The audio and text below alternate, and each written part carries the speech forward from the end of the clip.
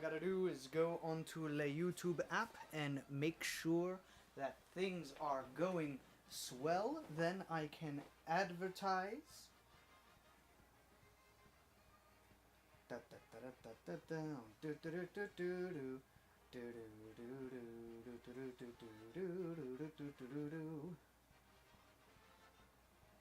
I really need to change what the thumbnail looks like. That is not the best. I'm pretty sure that's somebody else's art. Huh. I should change that soon.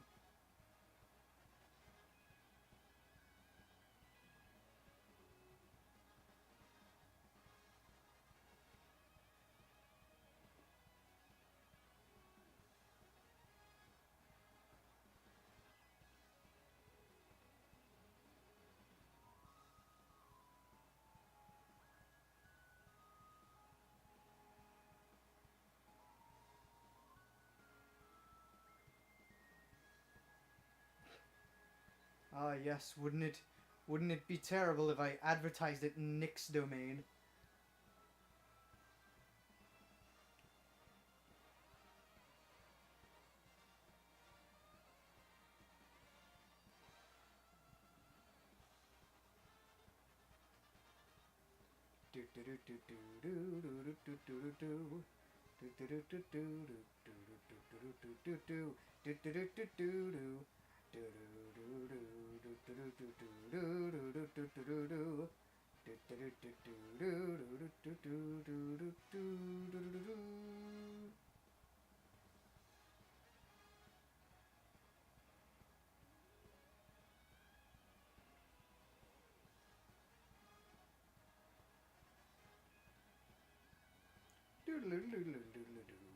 Alright, see how this is going.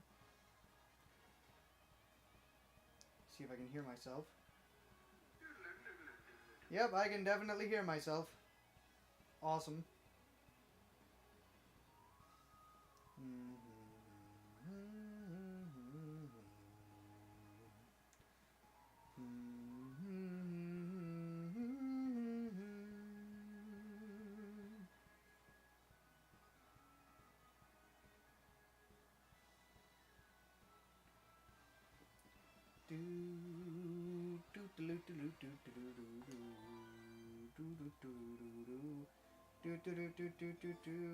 See how this is going?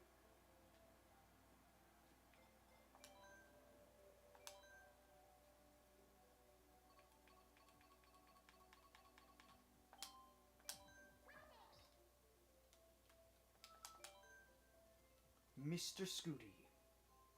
All shall feel the wrath of Mr. Scooty.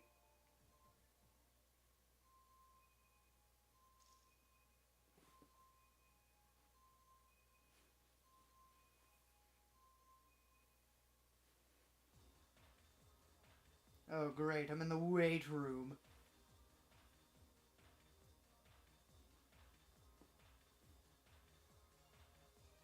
And nobody's asking questions. The one person in here.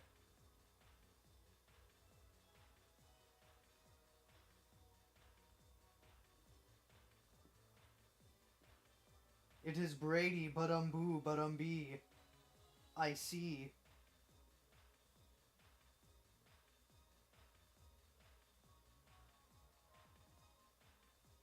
I see that Brady also has moderator status. That is insane. Kickbutt moves with moderation status.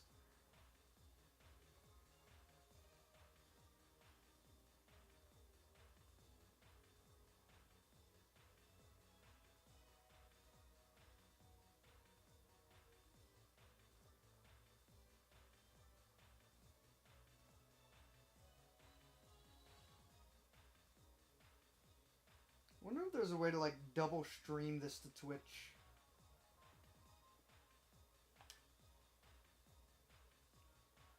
I know you've had the status for a while, Brady, but considering the split, I thought that you wouldn't still have it.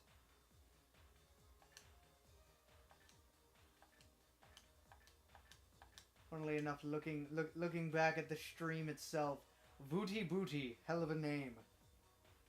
Vooty that booty. Booty the Vooty.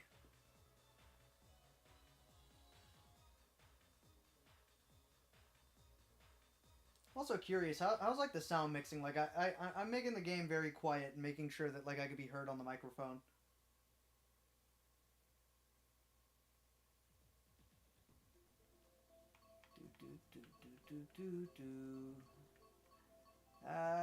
Thomas level.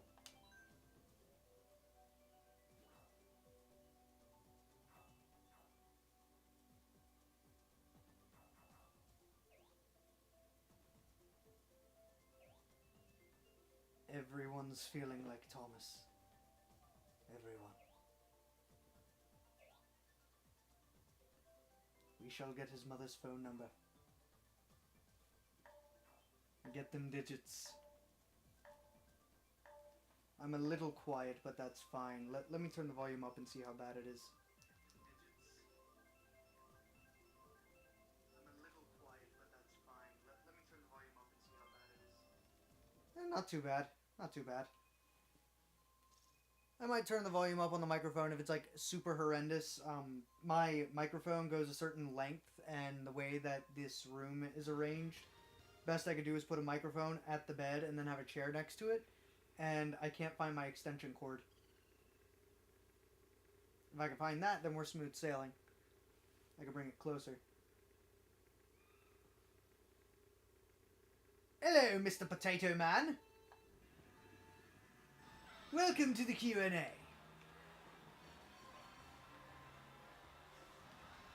Oh my god, Jerry Sex. Jerry Sexton Spade.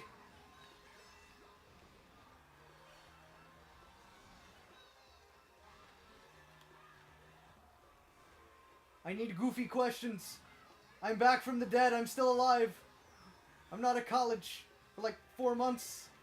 Then King's Dominion job, maybe.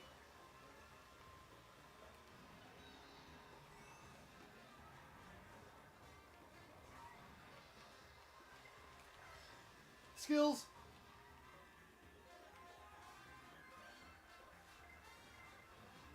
Fuck.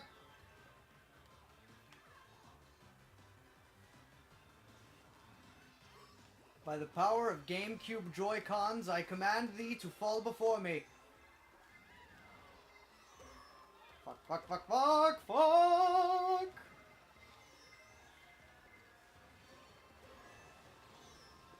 Oh god. At this rate, I'll never get the Streamy Awards. I'll never meet Lou Ferrigno.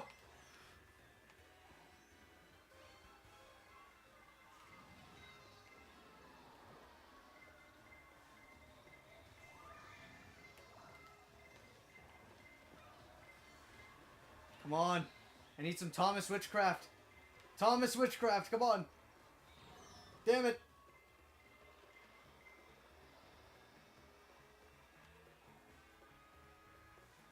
Mr. Scooty, Mr. Scooty, Mr. Scooty, Mr. Scooty, Mr. Scooty, Mr. Scooty, Mr. Scooty, Mr. fucking Scooty! I passed people.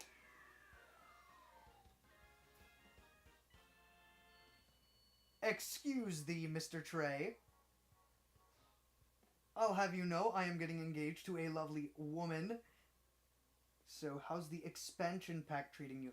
The expansion pack treats me pretty well, though funnily enough, I only really play Mario Kart 8 Deluxe when I'm like with my dad most of the time, and he doesn't have the expansion pack. He just basically goes to online mode, like I'm doing right now, and just waits for an expansion pack level to show up. Like, he doesn't care about the characters. Me, I got the thing going like, ooh, Coconut Mall. And, I will say it was definitely exciting for me to see the 3DS Rainbow Road get put onto here. I was pretty excited for that. So you know, I had some fun. Then the final act came in, and it's like Wii Rainbow Road as well, because it was always like a split between 3DS and Wii. So it's fun seeing that they like got a bunch of different tracks that people really like. I can't say I'm much of a fan of the mobile tracks. Like, you know, it's cool that they put mobile tracks onto the game, but because of how the layout is, it's kind of confusing at times. And then there's also like Peach's Garden. Other people were like, "Ooh, yeah, cool, Peach's Garden. How dare you not like that Peach's Garden was not on here?" I'm not really the biggest fan of Peach's Garden. Oh yeah. I did say something about a job at King's Dominion. See, they have auditions soon, and for you guys and people that know me well enough, because I'm a theater major and everything, I'm going to be auditioning with a comedic piece and a dramatic piece. So there is a chance that like I'm definitely auditioning. If I get that job, then it's going to be a lot of hours and decent pay. So due to like the whole lots of hours part alone, that should already be making me decent amount of money. And like if I get that, then you know, smooth sailing. I graduate college. I can get a home. Coolness, you know. Um, See how that treats me. If not, then I'll probably go get like a really basic job, like say retail or cashiering at like restaurants. Chuck E. Cheese actually responded to me about like an open thing, which I think I recently missed. So Chuck E. Cheese might be off the table now because I decided I'm gonna see where King's Dominion goes first. If that isn't the case, then we'll just go to like PetSmart or something. You know, because even the more basic things give you decent pay. I did a waiting job down at a theater last year, but I couldn't really get them to respond, sadly. So with that, that's not happening again. And honestly, though serving isn't the worst job in the world, I wouldn't say it's really the best either. It depends on like who your coworkers are, because like while I got along with most of my coworkers, there was like one of them who like she was really trying to make me look bad in front of customers.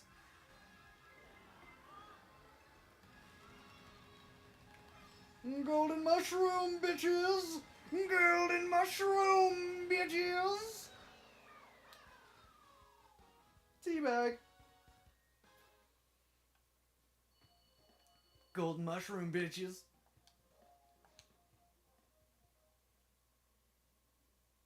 Also, I know I announced some Soul Calibur reviews pretty recently, which I am working on. The footage is there. I actually briefly made it public one time, and then like decided to unpublicize it because I was afraid of like losing subs, just because why is random Soul Calibur shit showing up? Um, I plan on reviewing both of those in about the same video because like personally, they're both basically the same damn game, except one of them has guest characters and like some extra stuff, like better cutscenes and all. Um, Things like that, slice of life stuff, guest characters, coolness, more enhanced realistic graphics.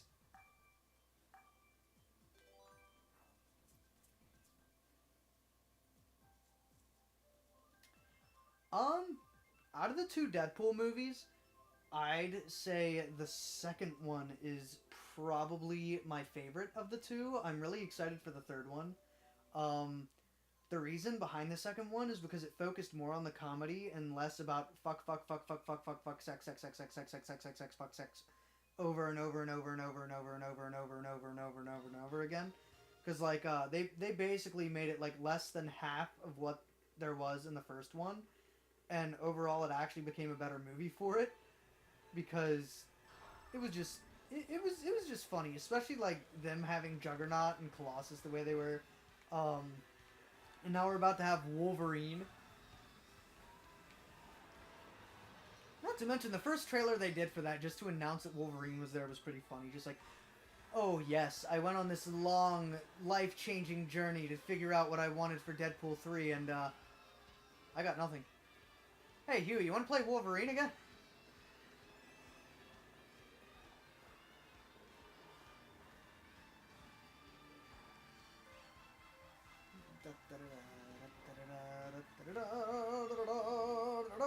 Mr. Scooty, Red Shell, Red Shell, Red Shell. I drifted backwards.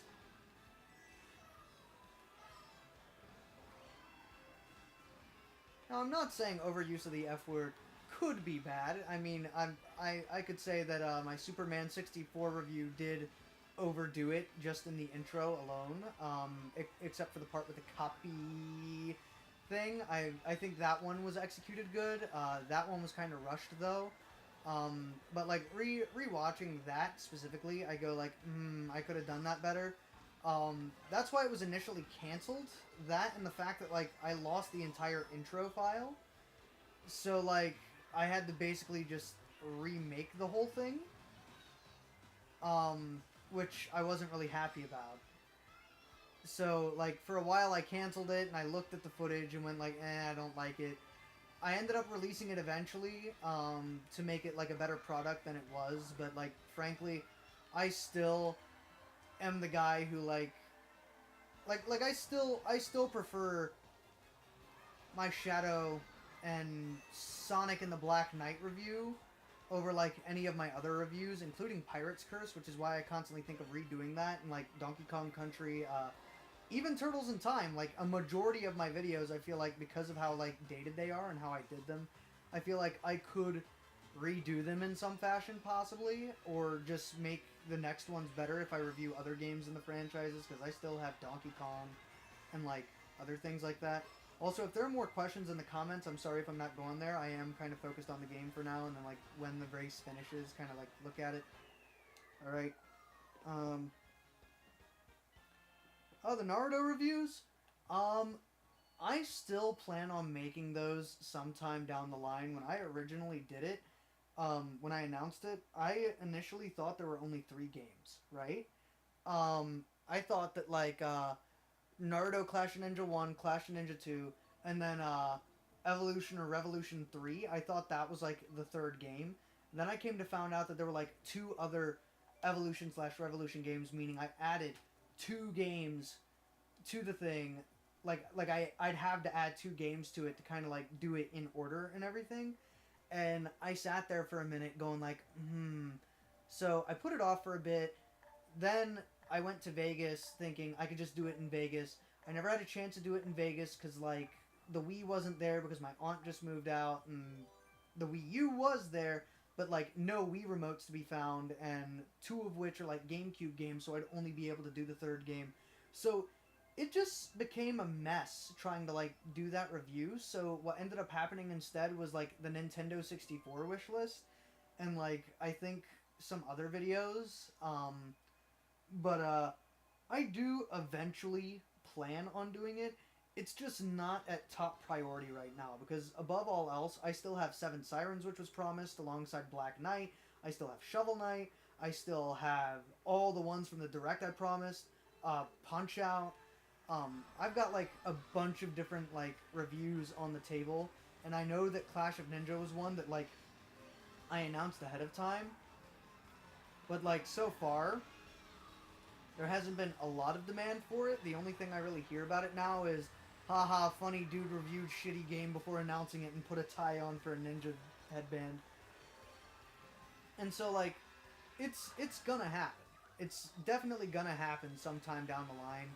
And it's also a matter of like, do I put 1 and 2 and possibly even the first Evolution game into like one video, or do I do it separately? Because they all kind of play exactly the same, kind of like Soul Calibur 1 and 2. They play exactly the same with like new added features, so it makes you wonder if there's much more you could really say about that besides its previous thing. So like, you know, if I were to say, oh yeah, Clash of Ninja 2, it plays exactly the same, but it has this mode, and some new characters. What more is there to say?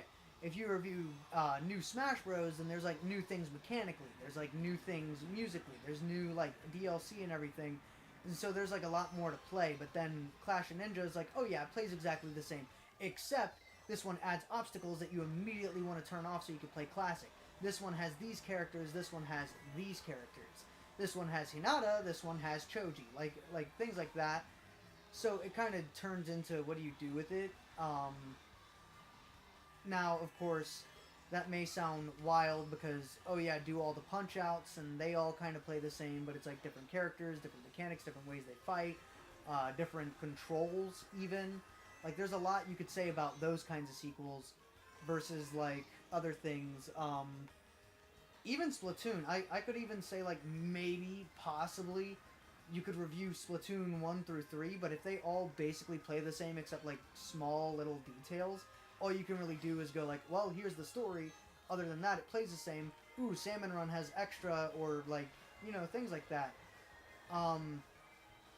So it's like, I gotta think it through, and honestly, with Soul Calibur coming out, it might possibly be the first review I do with an actual script. And I might start getting into a habit of that, because I got ready to make the Soul Calibur one, and like, because of my suite mate that I had being like extremely loud for one reason after another, it distracted me to the point where like I just gave up. Like I gave up and I couldn't continue making it because it started like going crazy. So you know, I do eventually want to get back to the reviews. It's just a matter of having time, having a want to do it, as well as like other major factors to it. Because if you don't have very much to say, then it doesn't really make for a good review. Like, as I said earlier, the Superman 64 one. I did it because I just thought, okay, funny, okay, Christmas special, and because it was an alternative to like me trying to review arcade ports of the Super Nintendo games and everything, and then my Super Nintendo at the last minute fucked up.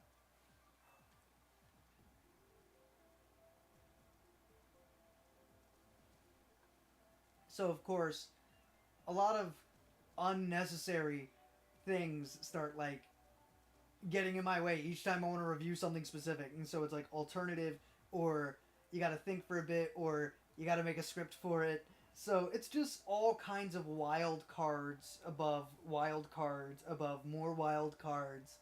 And like, though I feel I could probably make more and more and more like higher and higher and higher quality videos, the other part of me just goes like, ooh, yeah, Trey joke, funny. Ooh, yeah, British Luke joke. We need to get Luke in on this because Drake and Josh.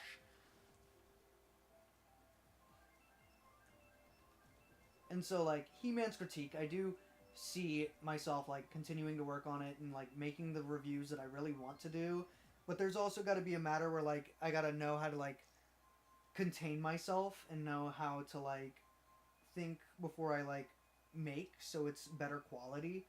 And I also gotta like not overdo the collabs, because I think at one point I really wanted to overdo collabs, especially with like Chod, who was originally supposed to be part of Seven Sirens, and then because of like his own personal things, he's no longer going to be part of the Seven Sirens review. So it just becomes a matter of like, you gotta know what you want to say.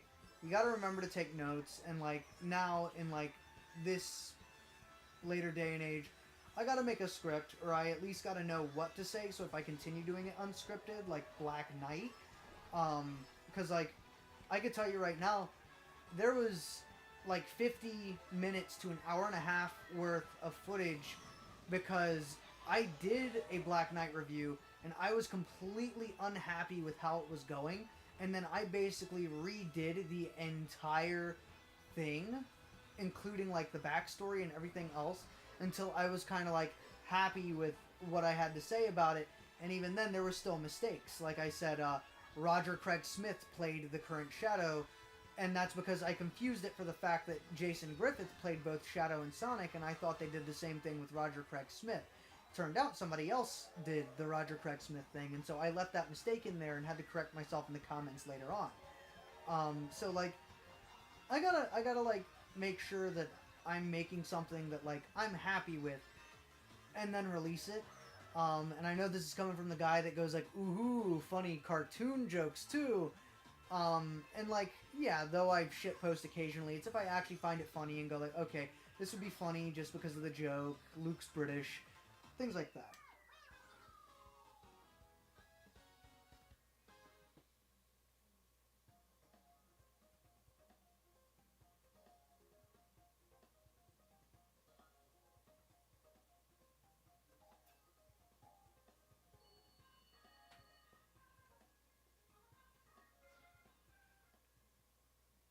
don't get me wrong, there are like other games as well.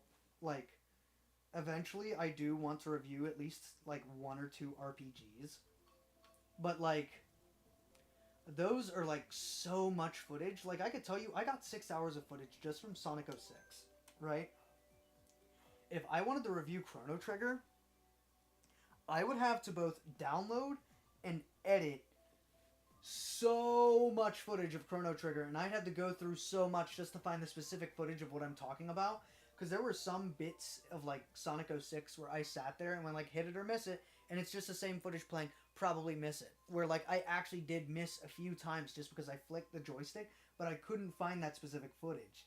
So you know, it's wild. It's wild. So like if I did Chrono Trigger, I'd have so much footage to go through. Same with if I decided, okay, Breath of the Wild, Tears of the Kingdom, or Tales of Vesperia. Like I still haven't finished Tales of Vesperia after years of owning it. My thoughts on TMNT Mutant Mayhem. Um, I'm gonna assume you mean the game and not the new movie, because they both have very similar titles. The 2012 game that came out, I really liked that because, you know, more 2012 content and it's an arcade version of it. And frankly, 2012 is my favorite version of it. If you're talking about the movie where, like, Gumball's voice actor played the turtle, like, one of the turtles, like Raphael or Leonardo or whoever, things like that, then I'm sad to tell you I haven't seen the new movie yet, though I wanted to, a little bit. Another part of me is, like, so biased on the 2012 that it would probably get hard to get used to it. Like, how I kind of have a hard time getting used to the Ninja Turtles Batman movie, because though they act similarly to 2012 and even the comics, it's like I'm just so used to the voice actors and everything from 2012 and like the dramatic bits of 2012, because they paid homage to like every single version of Ninja Turtles, including like the crappier versions, whether that means they put like a sticker in the background or they just mention it briefly, you know?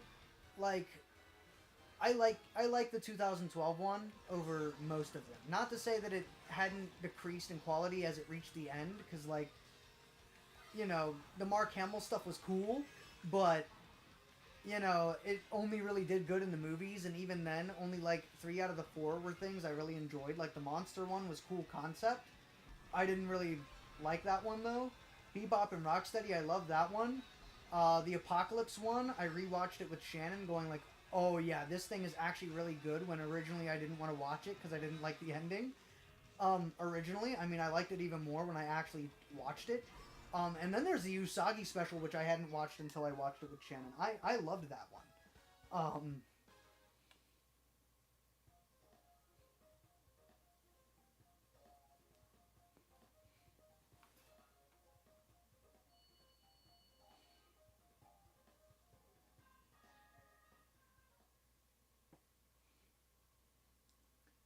But like, the Mutant Mayhem movie, I haven't seen the Mutant Mayhem movie. The only thing I really know about it is the Gumball voice actor is like part of it, and I know that like there's a twist ending where it's like Shredder's gonna be the villain in the next one.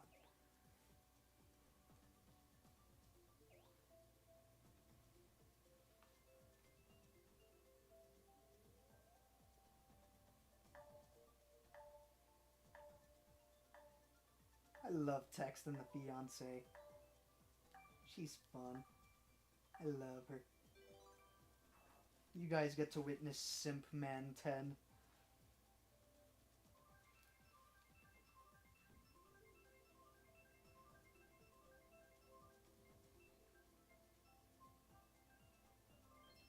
Well, different Ninja Turtle series have different bits of like lore and everything, and like the movies at the end of 2012 was a bit of like, one was a spin-off and then the rest were actual canon things. So like the canon ending, depending on airing dates, was Bebop and Rocksteady.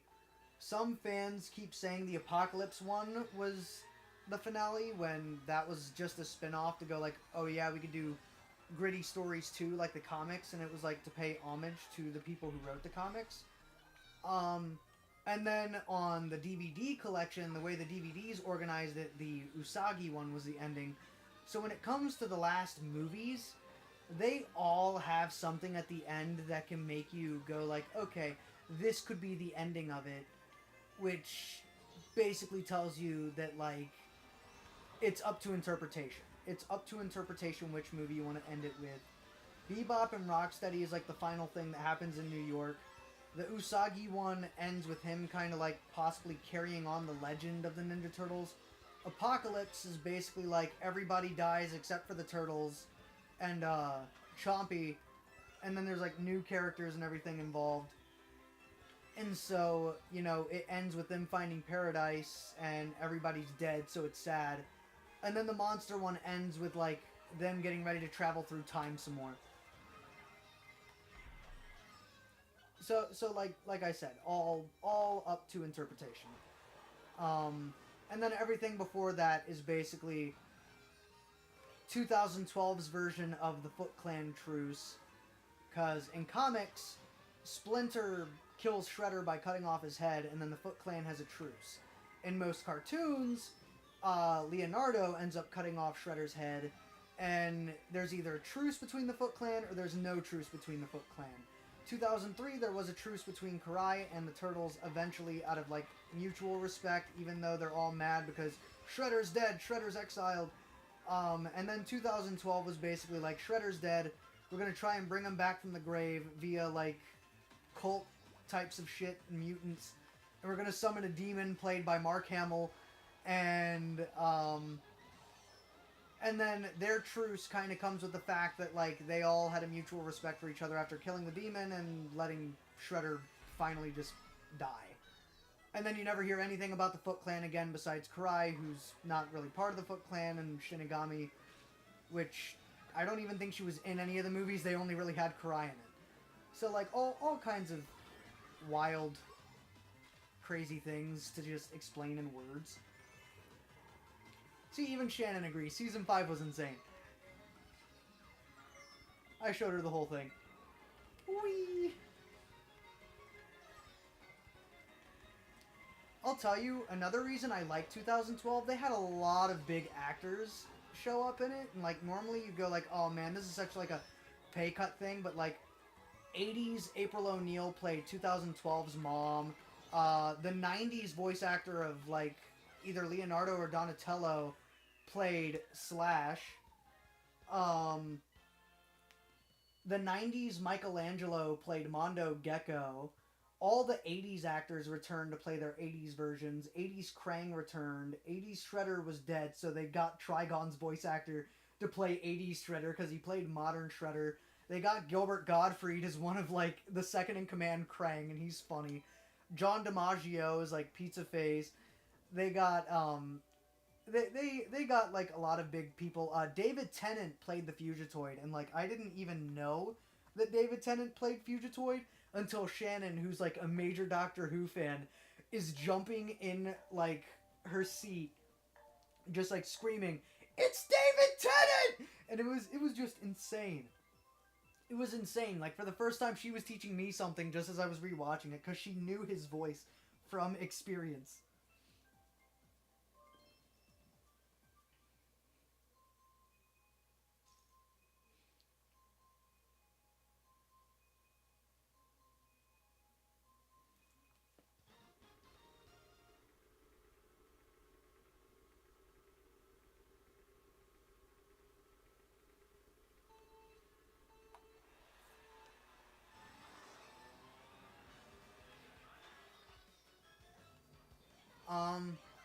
But yeah, if you're talking about the game, it's cool they have the game. I will say gameplay-wise, it is, like, it's decent.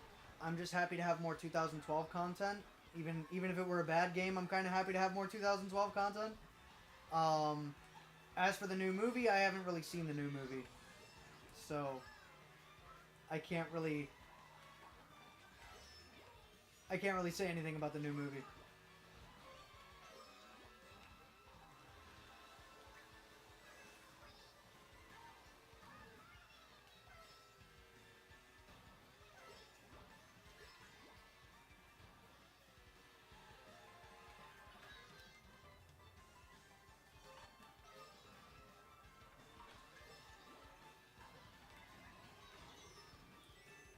bitch? Who threw the red shell? Who threw the blue shell?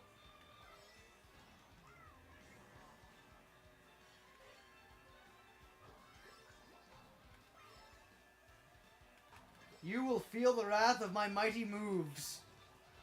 Kick butt moves. That I have acquired over a long career. Kick butt moves that make me a living nightmare for people like you. Very particular set of kick butt moves. And skills. Oh shit. Oh yeah, the 80s version of Raphael played Donatello, and when they brought the 80s characters in for 2 crossovers, they had him play both 80s Raphael and modern Donatello.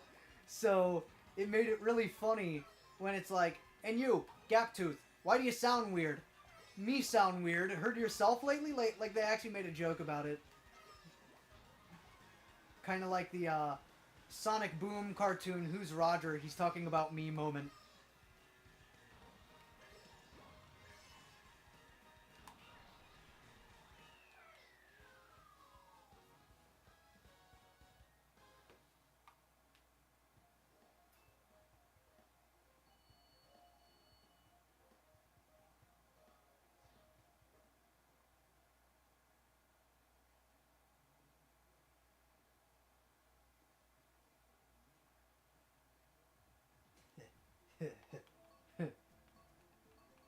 Let's see here. Jesus, I don't like any of these. Actually, Tokyo's not that bad. I like Tokyo. And everybody else is choosing fucking Peach Garden.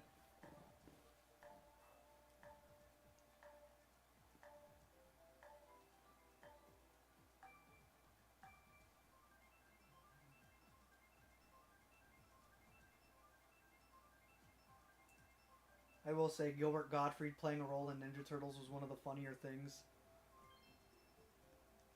Just screaming at the rest of the Krang because, like, they don't know English. You know, now that I think about it, Trey's built, like, the human-looking robots of Krang 2012. Especially the way they talk, just like, this is a good image of Krang. We should be showing image of Krang to Krang.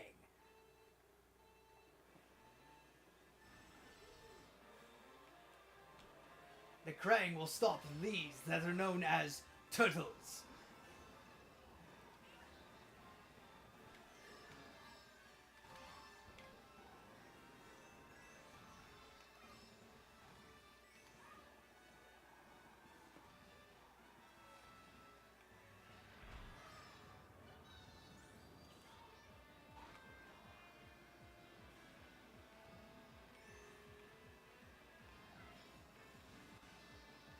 To make them even funnier, during, like, the Ultimate Showdown, like the finale of Season 1, just them going, like, Krang, Prime, and then, like, as the one leader of them shows up, it's just all of them raising their hands, going, Krang, Krang, Krang, Krang.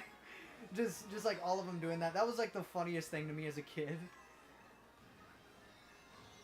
All over your manly chest, wanna bury my face in your breast. Luigi, you're so freaking sexy. And you've got me in a trance, so Bowser doesn't stand a chance. Go save the day!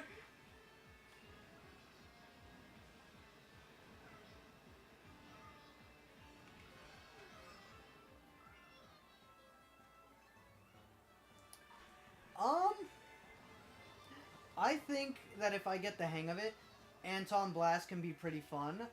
If there's one thing I do kind of have to get used to, it's the kind of jump attack button on Anton Blast. Like, and I say this as someone who's never played Pizza Tower, but has played Wario Land, though the only one I really like is, like, Shake It. What I'd have to say is, like, the jump attack kind of loses all momentum, and when they have boxes and everything in the air, I kind of wish that they'd have something where you can, like, kind of blaze forward while you're in the air, because I feel that that could make it more fun. Like, if you go up and press, like, side B, then you kind of do a weird, like, side kick thing, or, like, mid-air forward kind of attack, so that you can kind of move faster and, like, pay more homage to, like, what it's trying to do. I think the game could be better off if they just added that small detail, because it is fun. Don't get me wrong, it is fun. But when you want to, like, move fast and it's like press this button, that button, this button, that button, this button, that button, with both a regular controller and my GameCube Joy-Cons, it's kind of like complicated. Speaking of which, I have not switched to really any normal controllers ever since I've gotten these GameCube Joy-Cons. Because these babies can be remapped, so if I can use these for, like, anything, I use them for anything. So, like, Breath of the Wild and Tears of the Kingdom, I completed both with GameCube Joy-Cons. I play Overwatch with GameCube Joy-Cons.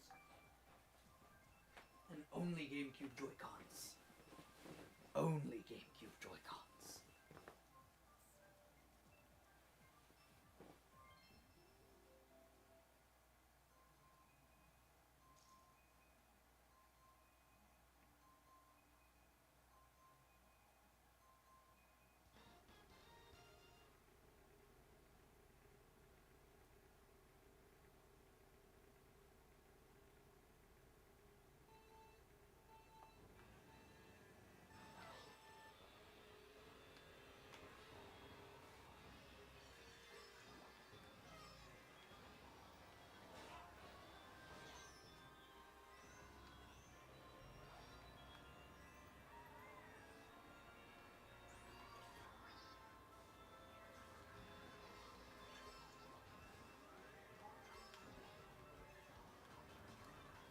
Prepare for Starman powers.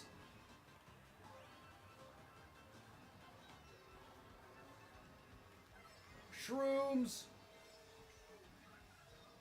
To tell you the truth, I wouldn't be against doing a Q&A and doing, like, Mario Maker 2 levels, because, like, as of recent, people have been, like, talking about Mario Maker, because of its shutdown with, like, Wii U and everything, and, like, all the levels, and people completed every single one, including the one that was, like, made with a TAS, showing that, like, even the impossible one that everyone thought was real was finally completed, so that it wasn't as sour with the fact that, like, oh yeah, I cheated this level. So maybe if I do another one of these during, like, a day off or something, or even tomorrow, because I still have some time off, then, like, set that up and have fun. You know, play some Mario Maker 2, maybe invite Trey. We both screw around, I throw him over a ledge right before the goal, like old times.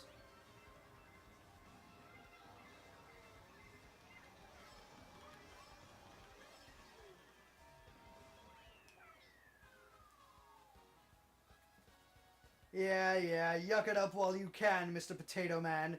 Mr. Outer Space Potato Man with his Pinot cosplay and his fucking pizza tower on Steam. I'm so sorry that I want a Switch port, even though they won't make one. I'm literally the guy who wants to get, like, a version 1 Switch, even though it costs a lot of money, just so I can have a Switch port of Pizza Tower, so I can play with GameCube Joy-Cons. Not GameCube controller, but GameCube fucking Joy-Cons. I am biased. I am stubborn. I like my GameCube controls. Though I will say, Rare Replay will be coming in the mail soon. So I will have all 3 Banjo games for Xbox and Conker's Bad Fur Day.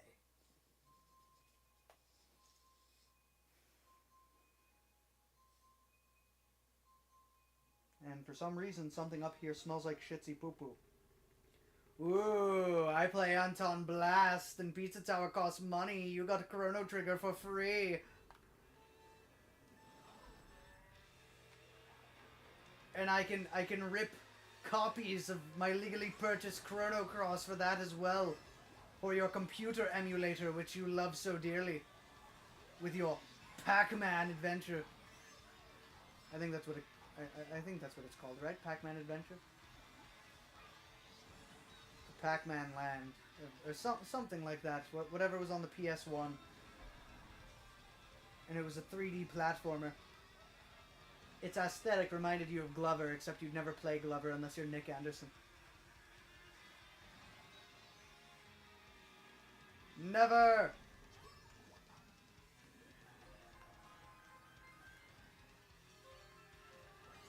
Look, I like to enjoy my experience.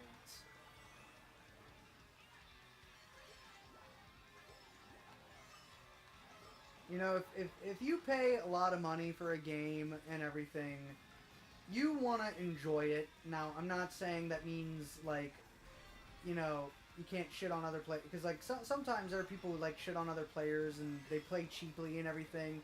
I think that kind of way of doing things is, like, kind of toxic. Because, like, you know, you pay the money, you want to get skilled at it. If you, like, use something cheap or you do something cheap, like spamming in Smash Bros. And then going, like, oh, you suck, you just lost to me and everything.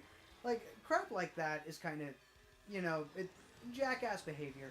But you spend like $60 on the game and everything, and then, like, you know, enjoy it. Enjoy it. You know, if I don't like constantly falling off the edge, and I want to enjoy the track for what it is, because there's still other ways, like, you know, it makes the drifting worse, at least. And as for, like, items and everything, you know, it makes you slower. It makes you slower, and so the only thing you really have is you don't fall off the ledge. Where other people who are smarter and everything can't fall off the ledge as much. Like, they're capable of falling off the ledge, but, like, they know what they're doing, they get faster for it, and they have other things for it. So it allows me to kind of enjoy it.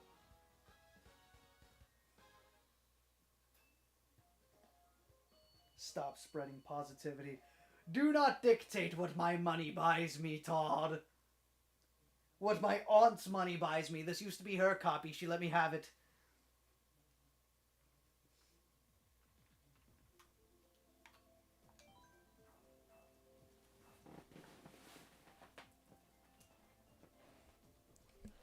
But no, if you spend money on the game and everything, then, you know, play it how you like. It's like, for example, Overwatch. If people tell you don't play competitive because you suck and everything, you spend money. I didn't get first because I let go of the A button too early. But I've seen, like, multiple people in Overwatch basically say, go back to quick play. Now, of course, with it being Overwatch 2 now, more people get it for free, maybe, just maybe, that could do something. But, like, you sit there and go, what makes someone want to get better at the game if, you know, you put them down?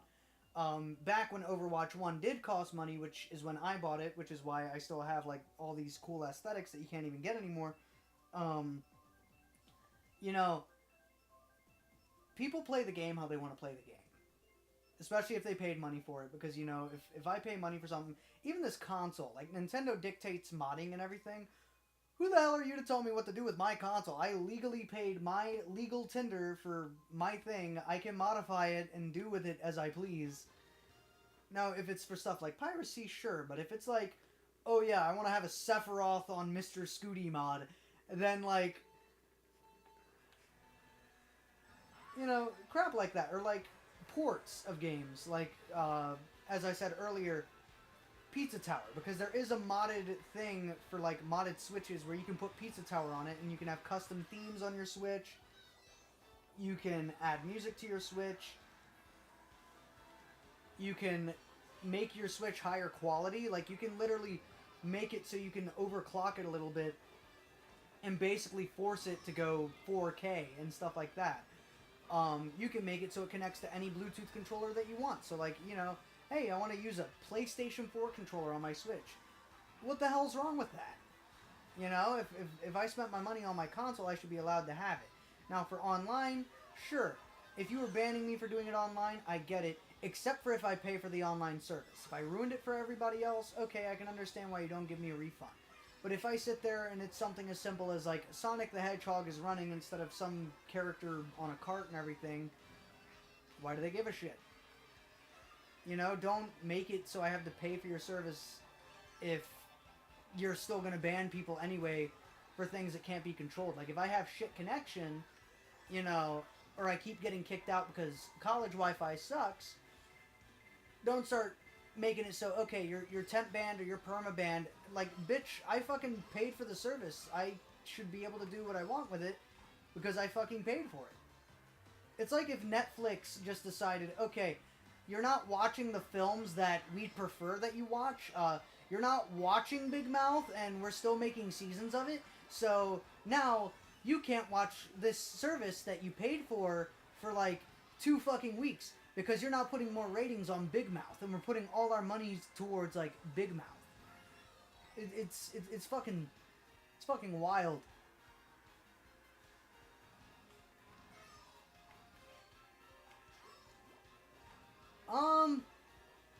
If I'm playing support, yeah. I'm a Moira main if I'm playing support. Most of the time, I will play Tracer on DPS, or I will play, like, Diva for tanks. But a lot of the time, I see people not choose support. So I normally take it upon myself to play support, because I do know that I can play decently with support. And even then, people are more toxic at the support than anything else. So, like, for this recent season, yeah, I've played a lot more. It also gives you more credits and more points for playing support over DPS. And after they kind of, like, fucked it up and made it so it's a longer wait time to play DPS characters, then, you know,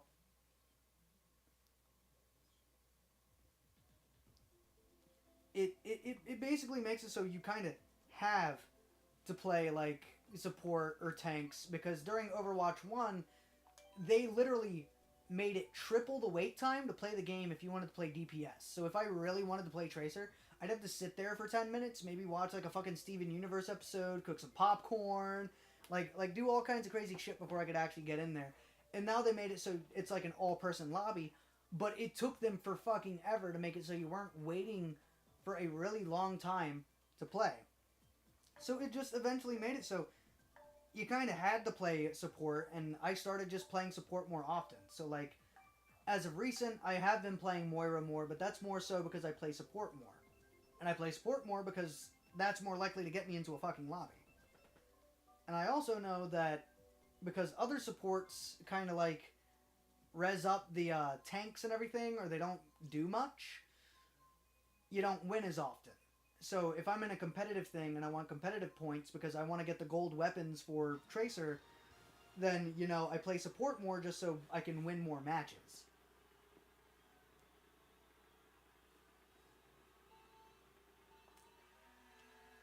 Because most people have a lot more time in DPS. If I can heal them, and I can heal the tanks, and I can use just the healing ball or damage ball sometimes, then they can, like, basically snipe the other team, and it makes it so, like, okay, you get more points because you won the game. And I think I do a decent job with healers so long as people aren't Leroy Jenkinsing, which a lot of people have done in the past, while also screaming in their high-pitched nasally voice, "Oh my god, where's my fucking heal? Where's my heal support?"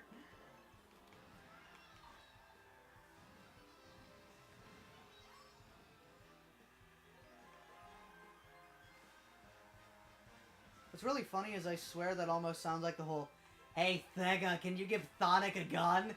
Hey Thega, we decided we wanted to have a Shadow spin-off over Knuckles and..." Wait a minute, does that mean if we voted for Tails you would have had a fucking gun? No, not a Thomas impression, though it is kind of accurate. Speaking of which, Shannon and I decided that our wedding gift should be Thomas's mom's digits.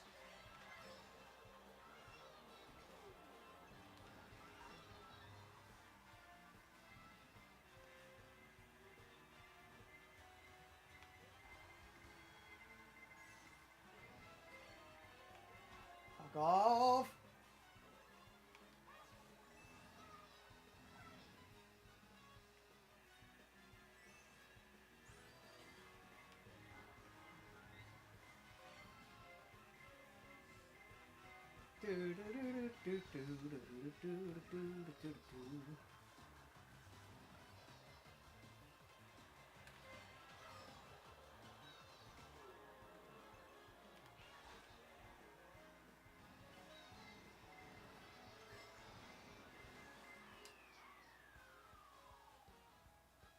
We want them digits.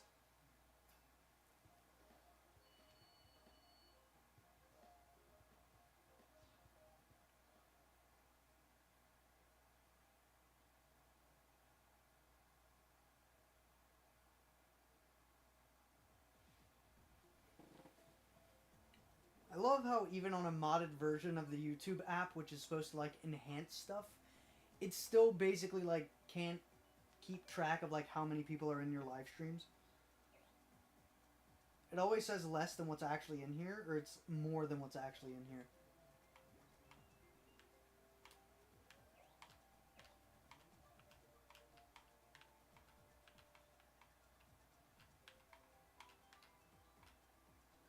I will say, it is the highlight of my day to play Overwatch games with GameCube Joy-Cons. It's all about the GameCube Joy-Cons.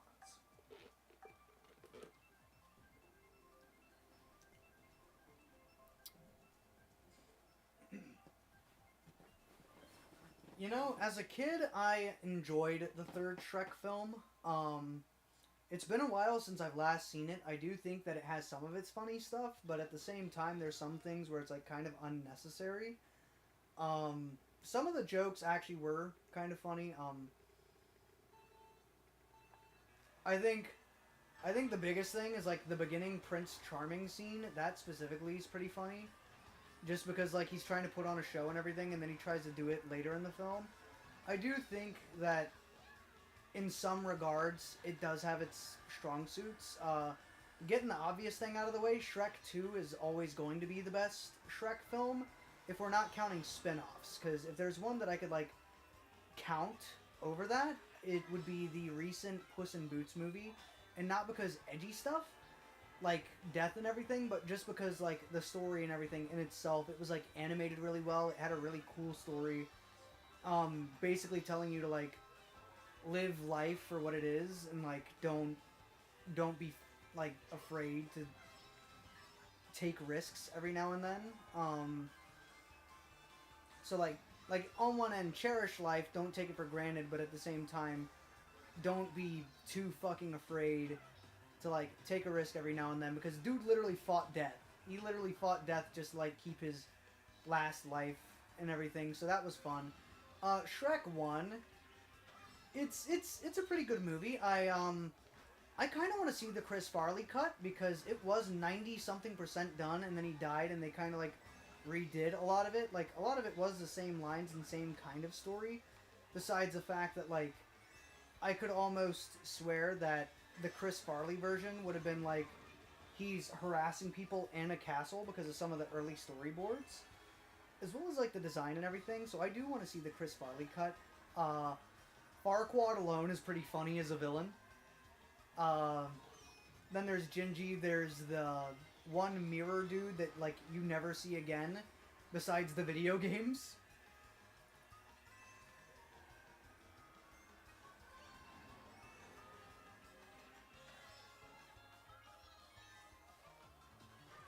That's just...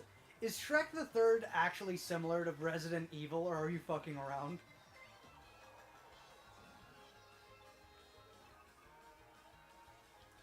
Or are we talking about the Chris Farley one?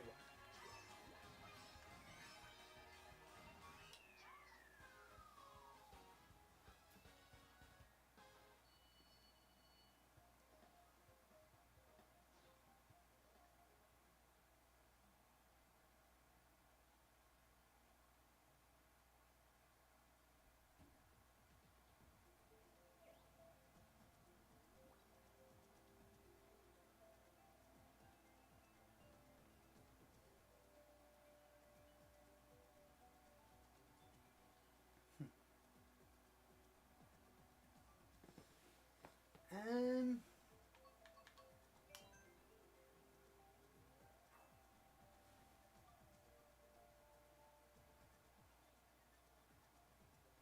Both. Both are Resident Evil. The fairy tale creatures are zombies. That's the Halloween special. That's a fucking Halloween special. All the villains from the 4 movies become zombies and dance the Thriller. And I'm not kidding, that actually exists.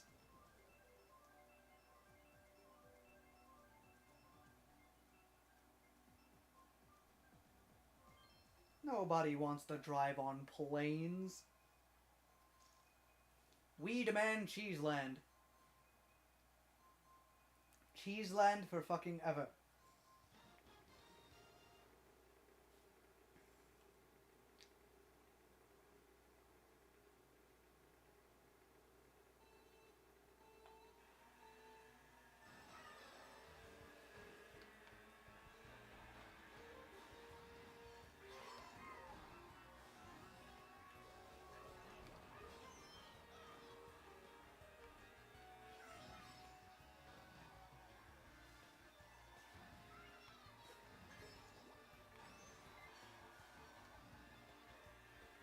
This would be Trey's favorite track.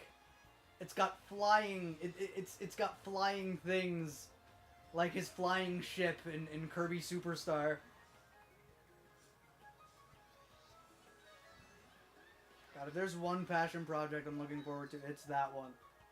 It is that one. Just reanimated Kirby Superstar, and it's just all of us fucking around. That is gonna be the funniest thing in the world. Now the real question is, do I review the game alongside it, or do I make it separate, or do I just make the reanimation the He-Man's critique thing without an actual review of the gameplay at all, and more so just the story? Or do I have them come in as like small cutscenes?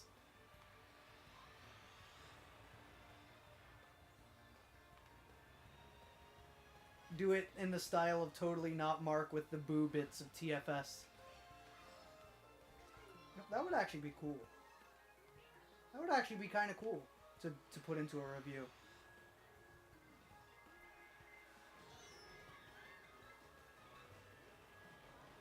Like bring the pure Winder humor into it. Why is there a floating banana? Why is there a floating moving banana? What the hell?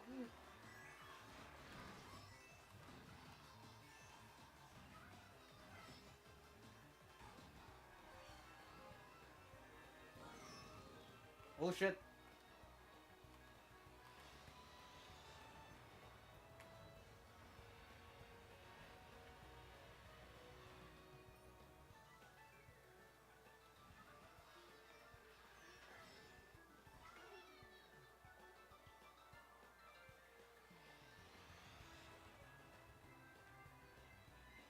God damn it. See, shit like that. You insult me for the smart steering, but it does shit like that to you sometimes.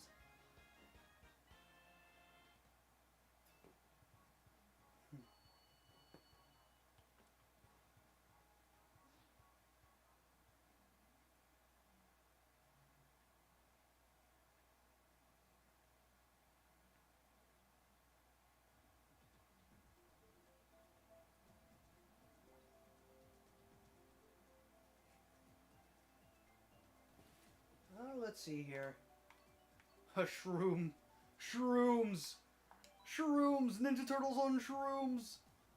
Fucking Dream Beavers.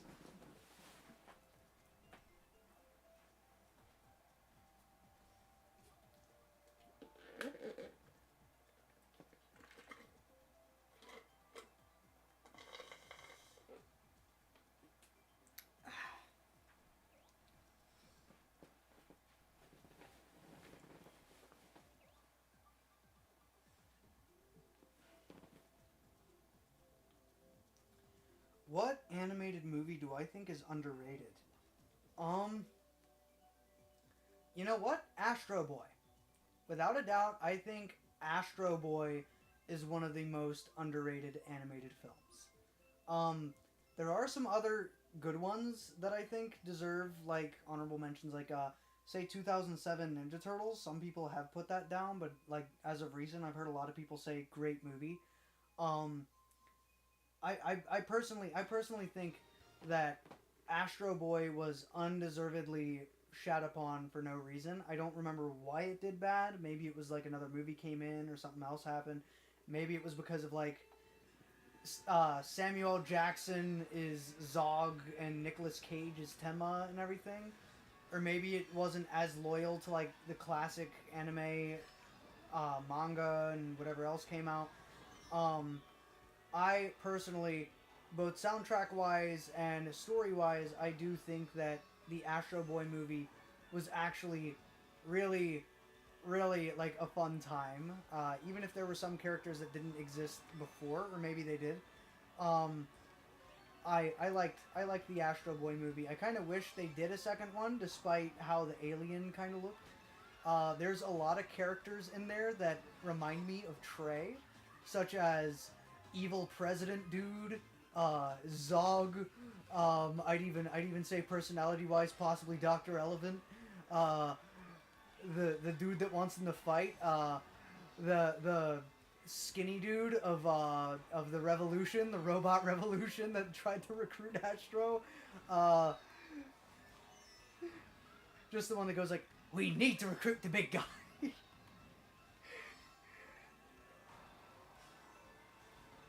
But no, I think Astro Boy is that movie. It's that movie that was like really really good, but for some reason did not do well at all.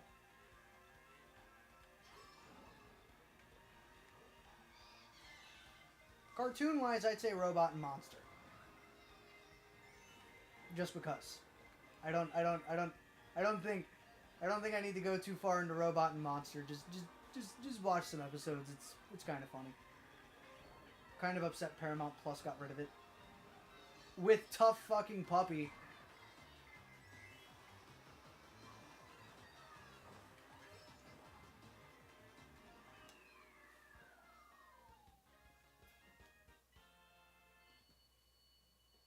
Hoodwinked. Hoodwinked. Who the hell's Caden? I don't know who Caden is, but hi. Hi, Caden. Um, Hoodwinked. You know, it's been so long since I've seen Hoodwinked, I can't really say much. First one was funny. I know a lot of people put the second one down, in which the only thing I can say I remembered about the second one was the one giant dude, like, "Are you talking to me? Are you putting me down? What? No, no, that's not what I meant at all. I hate this job." And then he, like, slaps him. And then basically the goat getting the shit end of the stick the whole movie, I did find that kind of funny. To the point where he was, like, sitting there watching an asteroid coming down, and he was expecting it to hit him.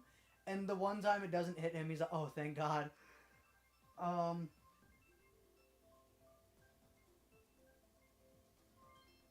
let's see. Haven't seen the movie, but I remembered watching promos for it when it first came out. Yeah, I really liked Astro Boy. I really liked Astro Boy. It's been a while since I've last seen it, but I do really like Astro Boy. Tough Puppy was actually really good. I didn't see its later stuff. Some people did say that, like, later episodes of it, like, decreased in quality. Um, there's that one rabbit that's like James Bond. Um, and he was kind of funny. I remembered watching it for a bit, and I was doing it off Kiss Cartoon, but then like a lot of the episodes were like not on the servers. It's on Paramount Plus for a bit, but then like they just remove it in some of their originals, so now some of their originals are lost media.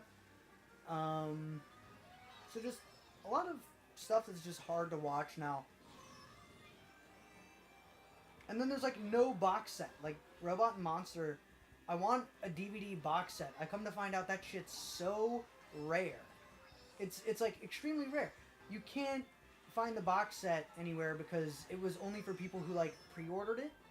And so now like the only one I could find is like some episodes with like the Nick watermark on it for like $100, and it's on a USB flash drive, or the official DVD for like 90 to 100 something dollars, which I'm sorry, but a one season show is not worth that. Fire flower. Yoga flame.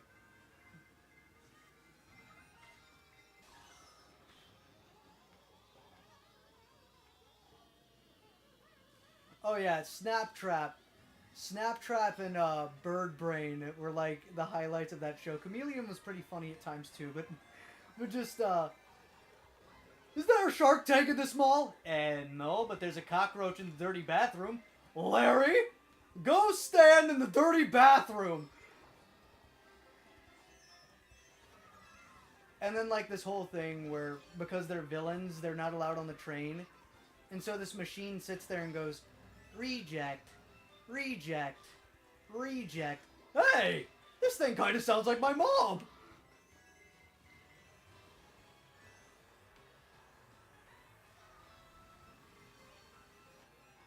You know, the squirrel is the one thing I wasn't thinking of when it comes to that movie. You know what, Trey? You're built like the frog. You're built like the frog agent.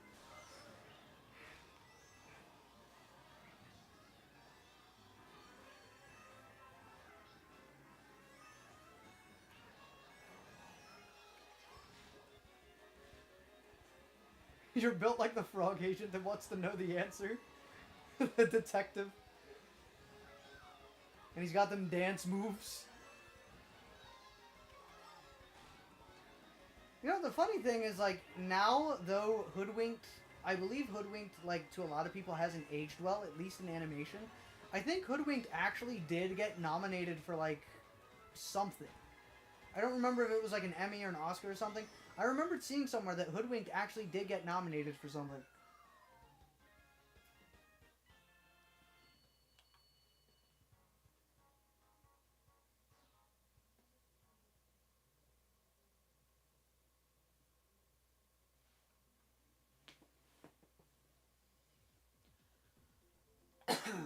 Yeah, why not? I'll do Excitebike.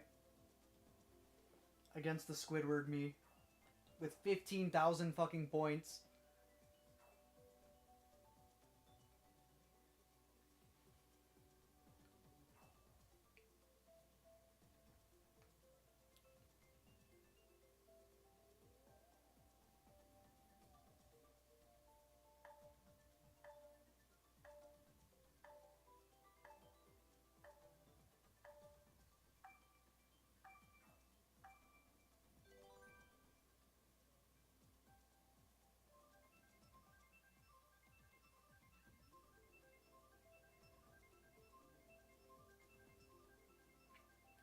What actor do I get tired of seeing in everything?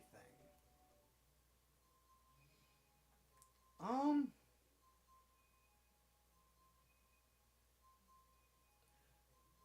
honestly, I think, and people might hate me for this, possibly Jenna Ortega.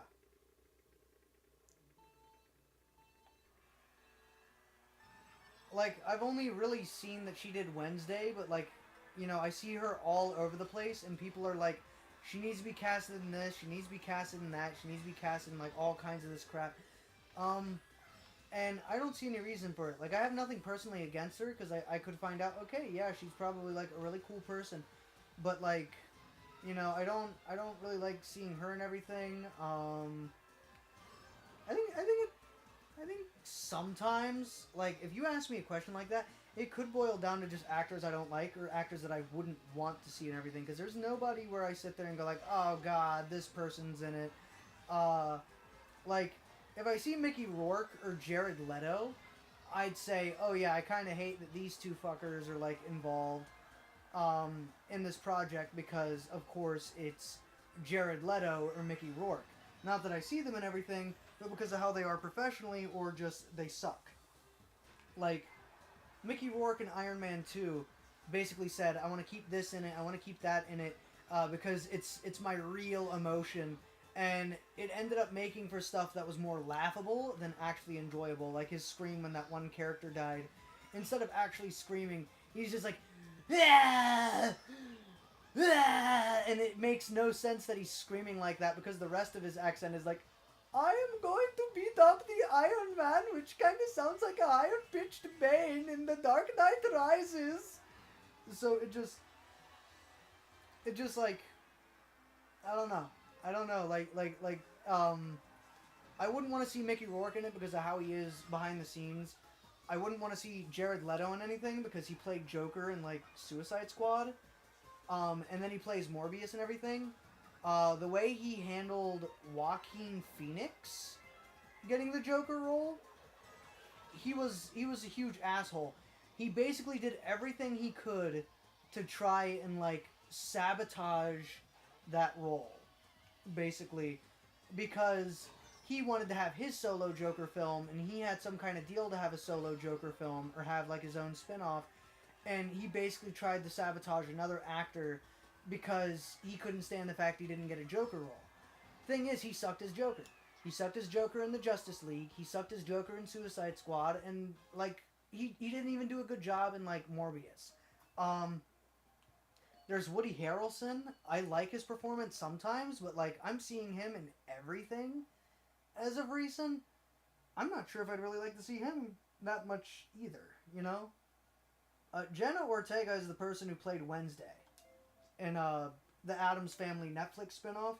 I'm still gonna stream. I'm just taking a break. Like I'm gonna take a bathroom break, get a drink, all the good stuff. Stuff.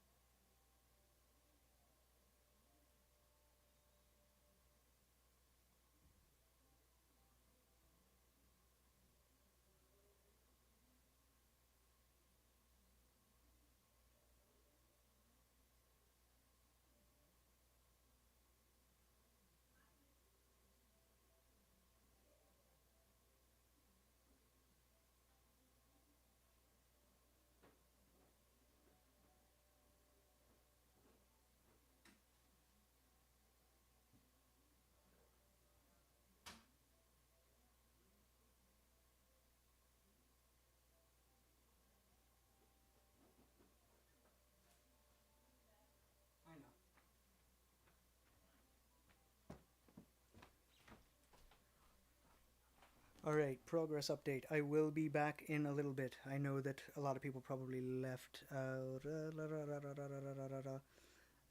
in Zombieland. Fun playing with you, Sean. Got a dash. Alright, you do the dashing. Alright, just grabbing something. I will be back up. I got my drink, just family's over conversation.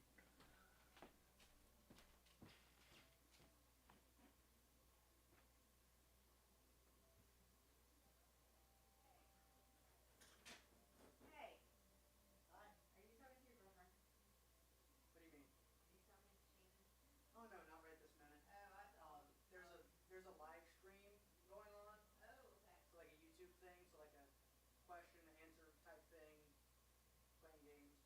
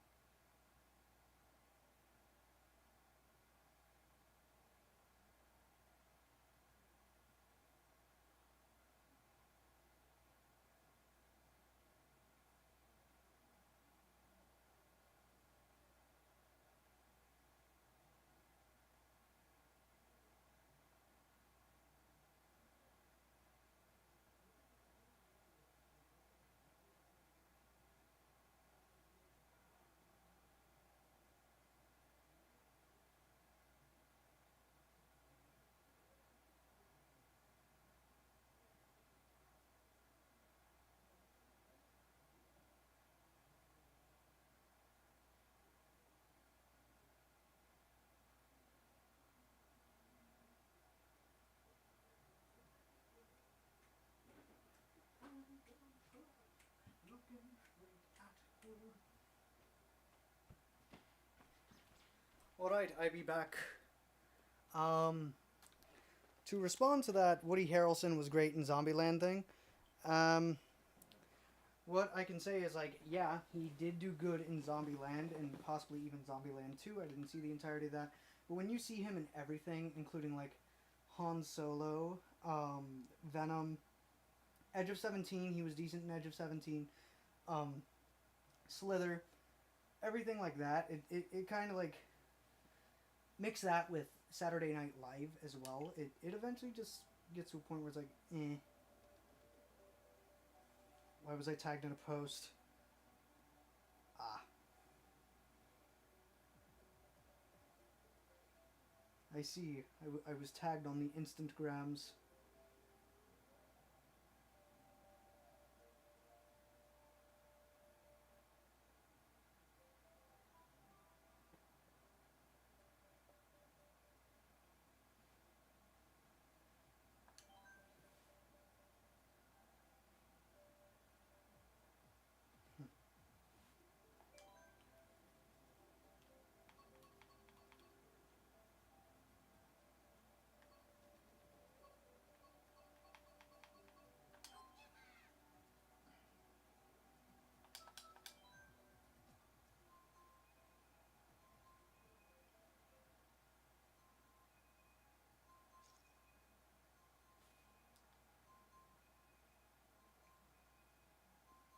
Hmm.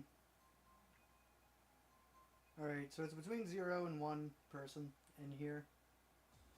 Which is sad. No Caden. Caden was new, but no Caden. No more Brug. No more Captain Kickbutt moves. Trader D. Sexy hot mama. Nothing. Very sad. Very, very sad indeed. I shouldn't have gone downstairs for a drink. But I like my drink.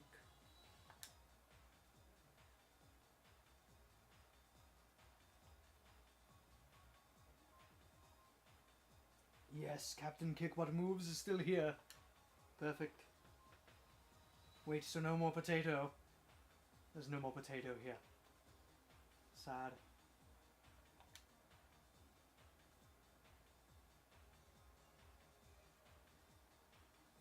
Sorry for the wait, Captain Kickbutt Moves. Captain Brideman.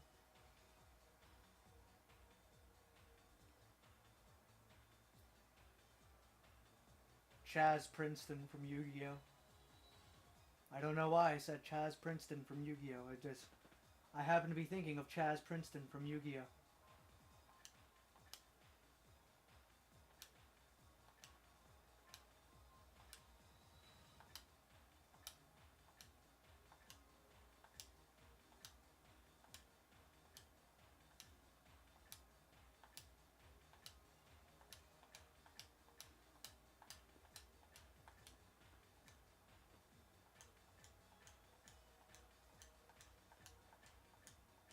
The potato did, in fact, get mashed.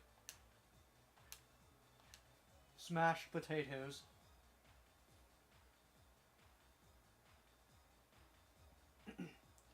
But no, I'm not saying that Woody Harrelson is a bad actor. It's more so that I've just seen him in everything. And I mean absolutely everything. Like, everywhere I turn my head, Woody Harrelson is in it. And it's either he does a decent job, or he's in some B-list movie, or less.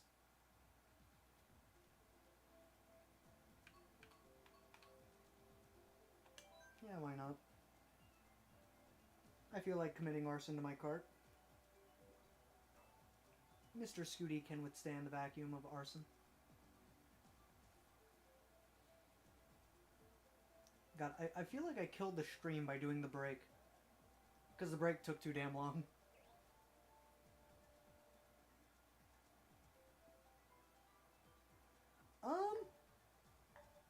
Chris Pratt, I can kind of see. Ryan Reynolds, though he's in everything, it's like a matter of he's really funny and he doesn't like overdo it. Like, it feels less like a sellout and that he actually enjoys what he's doing. Like, I'm sure that there's probably one or two very terrible Reynolds movies, right? But, when most of the stuff is that he's Detective Pikachu, which you barely tell it's him, and then it's, Deadpool, then he's in Ted, or he just happens to be a side character, Fast and Furious and everything. Like, I laugh. I laugh when I see Ryan Reynolds and everything. Chris Pratt, tell you the truth, though he's been in a lot, I don't really see him as like that guy where I'm like, oh god, he's everywhere. Um, if anything, um, the way he is, Chris Pratt, him as Mario, at first I thought that would be stupid. He actually did decent as Mario. A lot of people still say that's the weakest one, where in reality, um, I'd say like possibly the weakest performance could have been like Seth Rogen for Donkey Kong, and even then, Seth Rogen was really freaking funny as Donkey Kong, considering the personality they gave Donkey Kong. So even then, I can't even say like, oh yeah, that was weak, that was terrible. Like I say, it's the weakest, but it was still really good, which says a lot about the DK movie. Um, then there's um, Guardians of the Galaxy. I like his work in Guardians of the Galaxy. Jurassic World. I thought he was decent in Jurassic World. I will say I'm pretty sure I just saw him in like a Pringles commercial, and they gave him the same exact mustache. So you know, there's that. Um, Another one I would say, and this is gonna like probably piss some people off. Um, I've seen Dwayne, The Rock Johnson, and Vin Diesel in a lot of stuff. And, you know, back then it was cool and all, you know, you have the wrestlers and you have like, wait, not Dave Bautista. Did I say Dave Bautista? If I said Dave Bautista, I meant to say like Vin Diesel. But when you have, because Dave Bautista is actually really cool. But when it comes like Dwayne Johnson, his whole thing is like he'll have a contract just like Vin Diesel, which is why they kind of hate each other. Where like their characters can never lose. Um, they have to limit the amount of punches they throw as well to make it look like they knock the person out easily. Things like that, which is why like Dwayne Johnson would not even be in a Shazam movie. Like he wouldn't be in a Shazam movie because it would mean that his character would probably have to fight Shazam or lose to Shazam, and it kind of fucked things up. Um, and so because of how he is with it, it's like eh. Um, and then there's also like with Vin Diesel, he's basically the same as The Rock. He plays the exact same character, and then he has this whole deal of, oh, I can't lose a fight, and I can't throw but so many punches because I want to make my character look like a badass, and my character can't go through shit. Where Dave Bautista doesn't mind playing a regular guy. He doesn't mind struggling and going through stuff and everything. Where the WWE told him, do not let them do that. He's like, no, dude, people are human. I'm not going to try and be full of myself and act like this badass dude who can't get my ass kicked. And so because of that, his performance and stuff is like much better. Like say, Stuber. I think Stuber was funny when like he got into an argument with his Uber driver by going like, I'm going to give you 0 stars.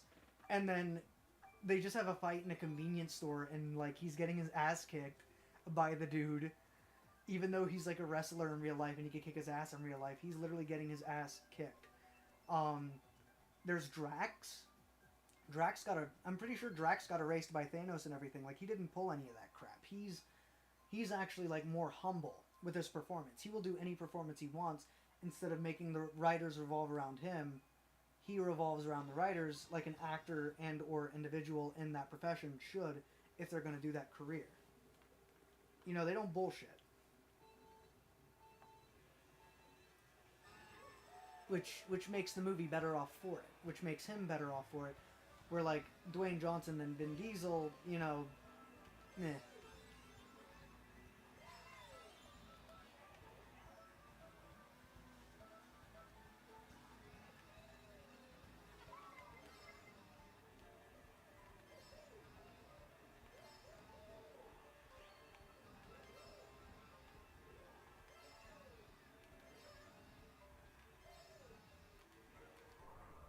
Ah, shit, I thought that was a red shell. I thought it was a red shell. No. Ass. Booty. Booty ass. Ass playstyle. I can't tell the difference between red shell and red horns. Booty ass cheeks.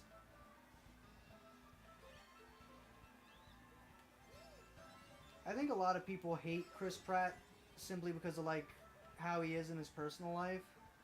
Because he has done some shitty things where like Reynolds, the worst thing that Reynolds has really like done in his like entire career is have a divorce with the Black Widow actress, which I'm pretty sure was mutual, and then there was like he stole the Deadpool costume, and it wasn't even that bad because he sat there and he like fought and fought and fought and fought and fought for his Deadpool movies, and he became bigger after he finally got his Deadpool movies because the studio tried to like make it so he couldn't get the Deadpool movies at all, saying that he would never get a chance again if he did that one like crappy X-Men film where like his mouth was sewn shut and everything. And so when he finally got it and everything, he loved the costume so much that he took it. And then when they were making Deadpool 2, they're like, and we would like the return of the costume. So then he actually brought the costume back. And I think eventually he ended up getting like his own costume where he got to keep that costume. So it was actually like really funny. So like you can't really hate Reynolds. You can't really hate Reynolds because he hasn't really done anything wrong. Like his biggest sin is just being really fucking funny. And now he's about to be in like the MCU and he's just making jokes about being in a Disney movie. And basically being Marvel Jesus.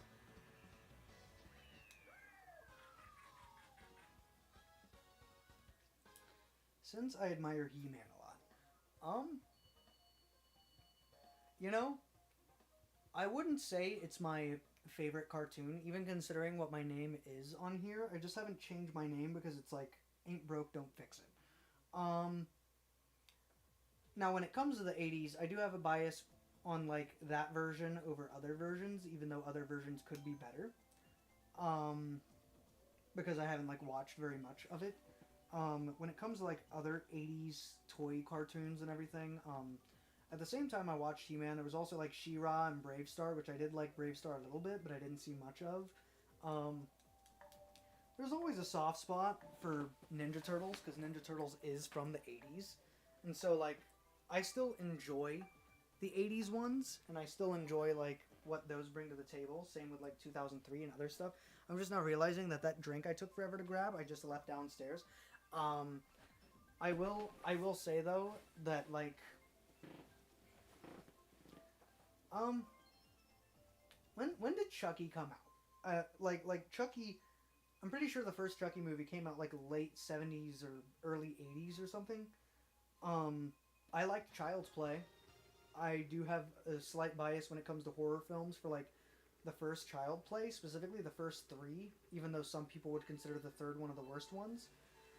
I do really like Child's Play, whereas for other horror movies from back then, I don't like them.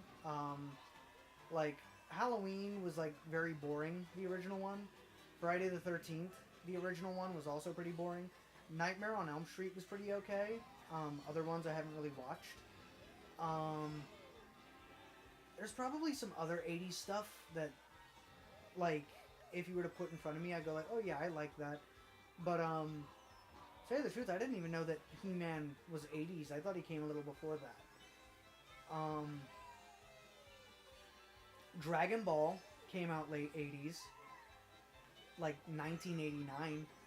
So, like, you know, at least manga-wise, I don't know about the anime, if the anime started at the same time as the manga, or if that took a few years, but, like, Dragon Ball, specifically Dragon Ball Z, was out in the 80s, and though I watched the remastered one, I could say that I do have a huge bias for Dragon Ball, but, you know, I'm not going to suddenly change my username to, like, Vegeta, the Prince of All Saiyans, 100, 305, or anything like that. Though I will say, I did, at one point, even though I am, like, He-Man 10/10 and the series is called He-Man's Critique, I did have a moment where like I was gonna like change the brand to like Blade and or the OC like with the orange jacket, where like I have the orange jacket and everything and like use that for like the whole thing. I did think about like rebranding it as that, but I had a whole poll and everything, and everybody said basically like keep it, even though the O's make it so much harder for people to find me.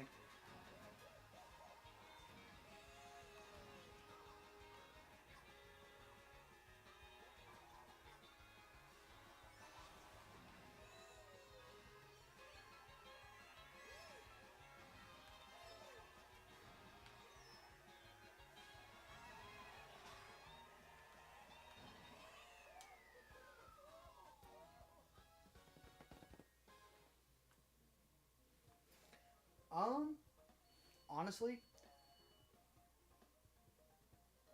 if it weren't for the track already being in it, my answer would have usually been 3DS Rainbow Road.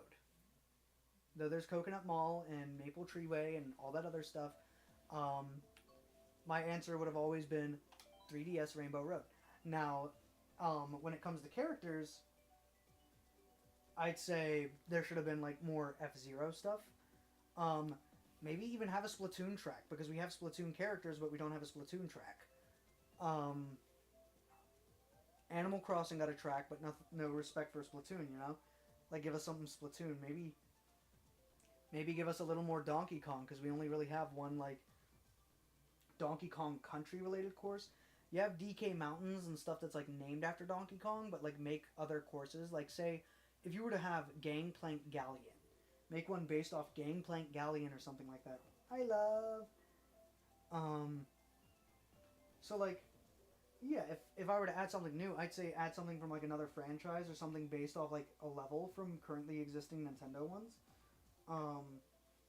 But normally before this expansion pack was here, the answer would definitely be 3DS Rainbow Road, which I have voted for right now, and we got Zelda instead, which is also cool. I really like Hyrule Castle. Before 3DS Rainbow Road came out, this was one of my favorite tracks on the game. And everybody else chose Cheeseland for Gits and Chickles, because it's Cheeseland. Kitty Dong.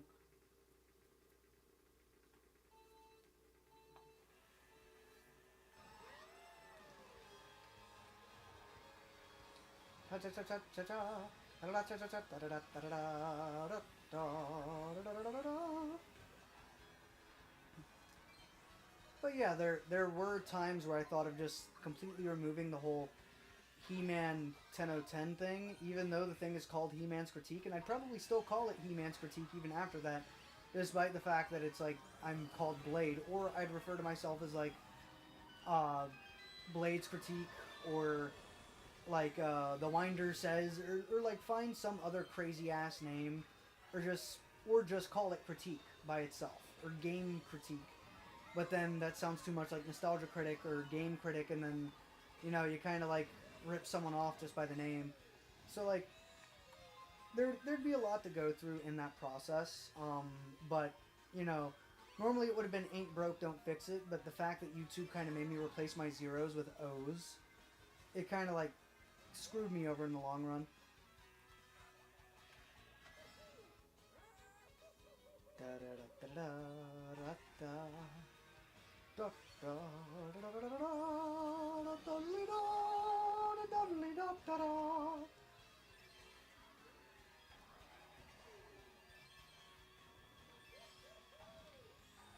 Kick butt moves, kick butt moves, kick butt moves, kick butt moves, man, kick butt moves, man, kick butt moves, man. I'm right behind you. I'm gonna get you. Swiggity swooty coming for the booty. Swiggity swooty. Booty.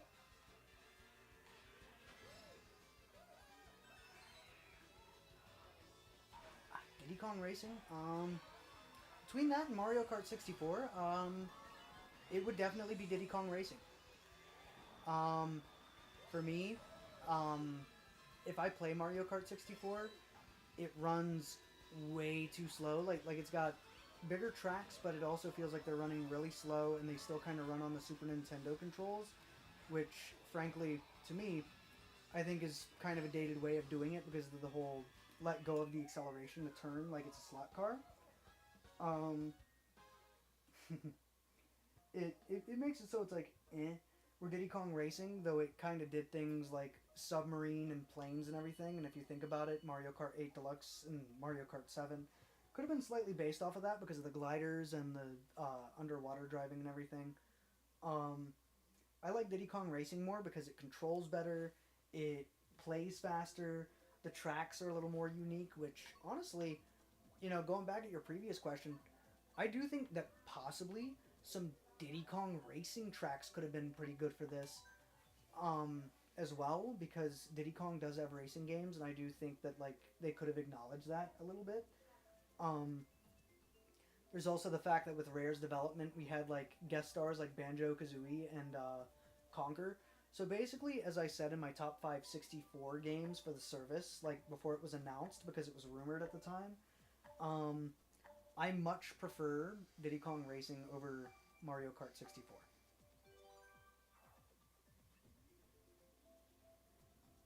Oh, look, all the viewers are back.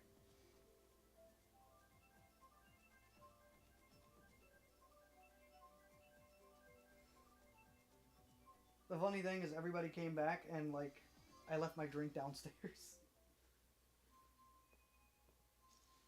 So, like, I'd actually have to run down, and that time would actually take me, like, 2 seconds to just grab it and then come back up.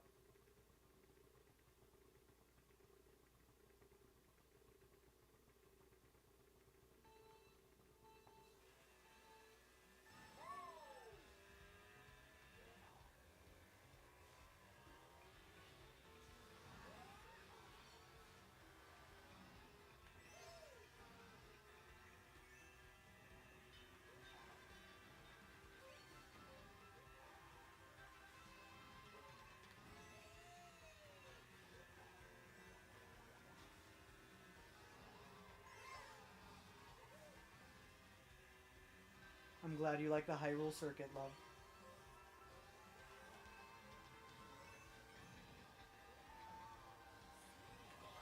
Yes, 6 viewers is more than 5.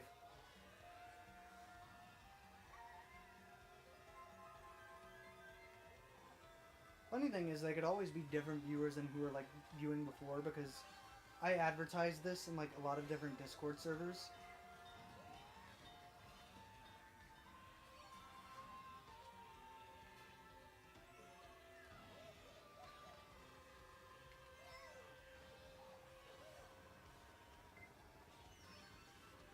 I have gift cards and stuff, and I saw that Crash Bandicoot 4 for Switch was on sale. Part of me is wondering if I should have just gotten that. Because I got Penny's Big Breakaway and Burger Time and everything, but like Penny's Big Breakaway, while being decent, I sit there and go like, I already have Crash 4, but not on Switch. But because of that, that means I barely play it. Yeah, I thought you were smart trying to pass me, huh? Oh, you think you got skills? How do you like my drifting skills? Driving your moped. Mopeds are for me only. Moped. Bitch.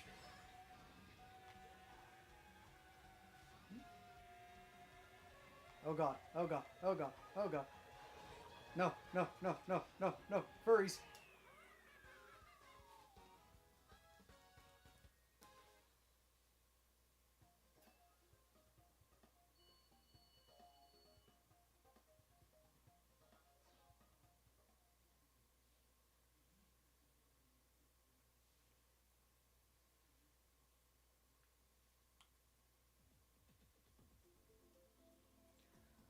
I don't dislike the Crash 1 difficulty. We'll just say that I had a lot of cuss words and grinded lives. People telling me there's that trick for the rope bridge, and the trick doesn't actually exist. Well, it does exist. It's just a pain in the ass.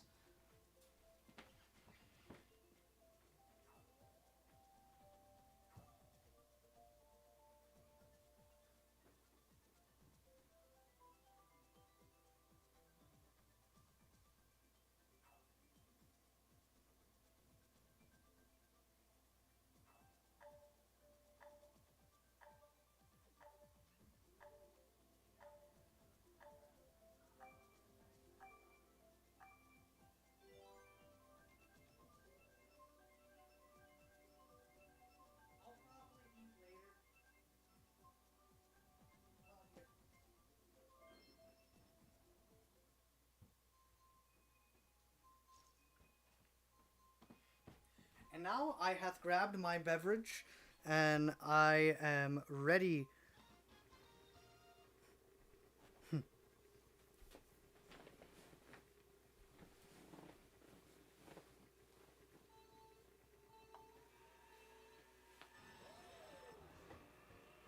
Beverage, beverage, beverage, beverage, mopeds. Oh man, fellow Mr. Scooty driver, I appreciate thee. Feel my wrath. Wrath of my monkey balls.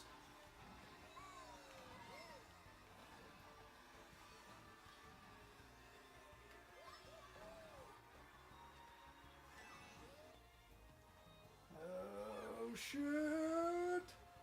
We're on the funny tray level again.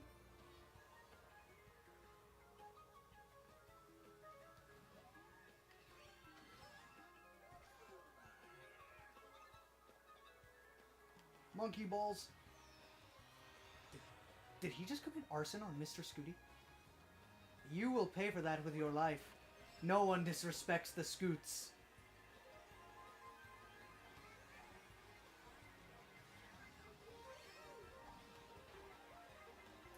The best fries. Ooh. I would either say Five Guys or Kickback Jacks.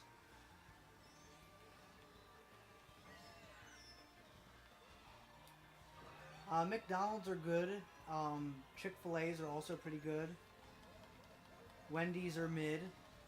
Burger King has chicken fries, not exactly potato, but chicken fries, and they slap. And they also have a Hershey pie you could grab on the side.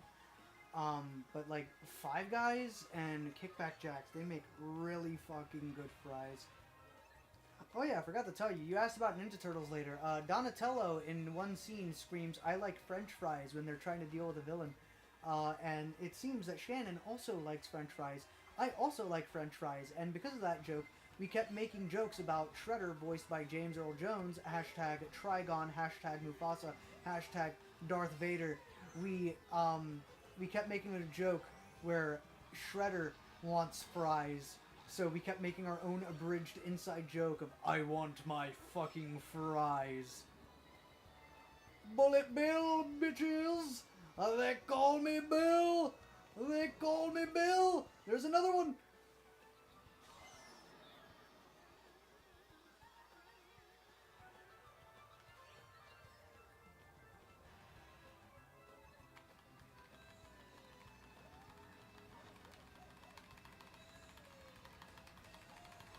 Fuck you!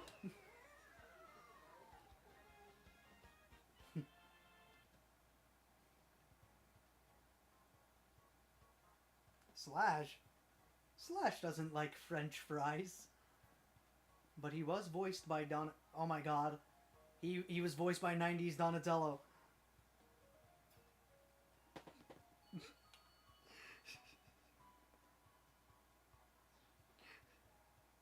Okay, it's really funny that any like random ass comment I make, I'm getting messages from shit.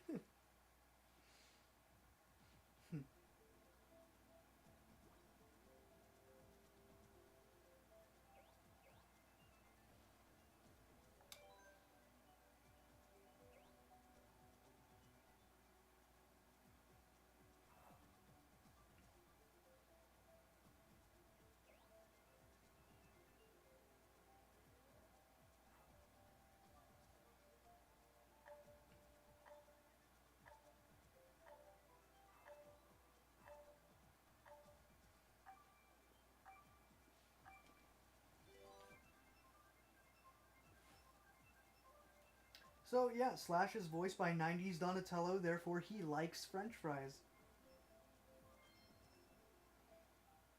Most embarrassing moment I've had in my school years.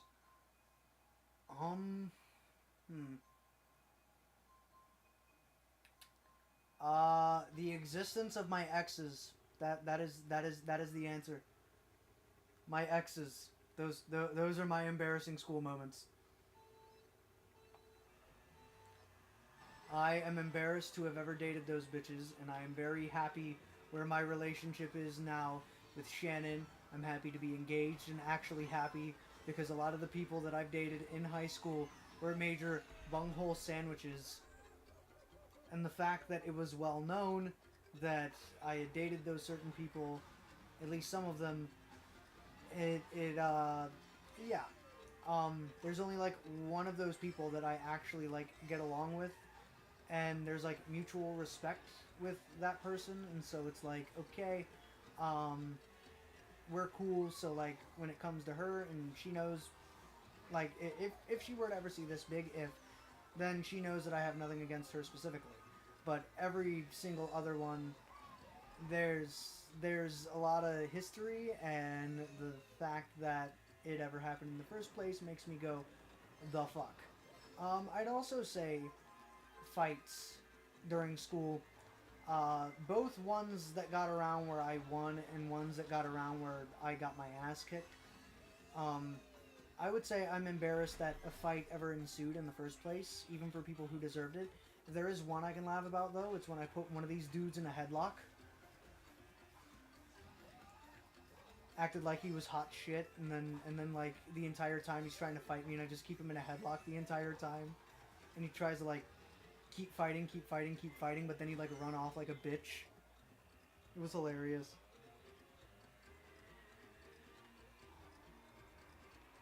I am not like Ramona Flowers. She had 7. I have 5. Okay? And she didn't get along with any of them.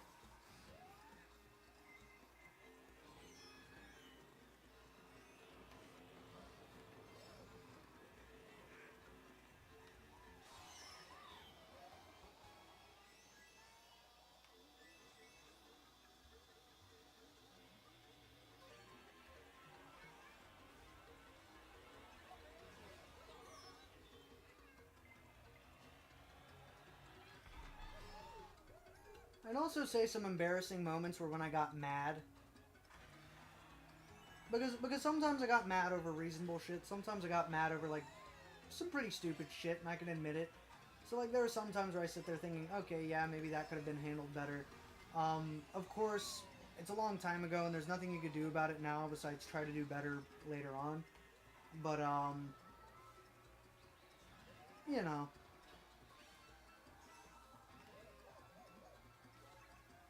and that's specifically middle school.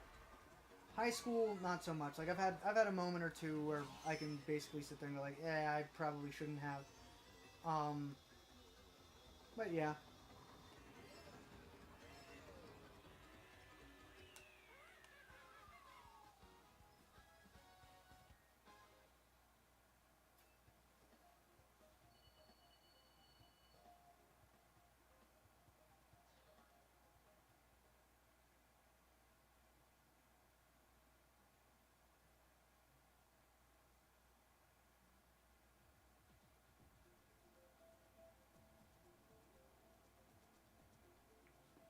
I know that some of the like quality of the game is like kind of pixelated.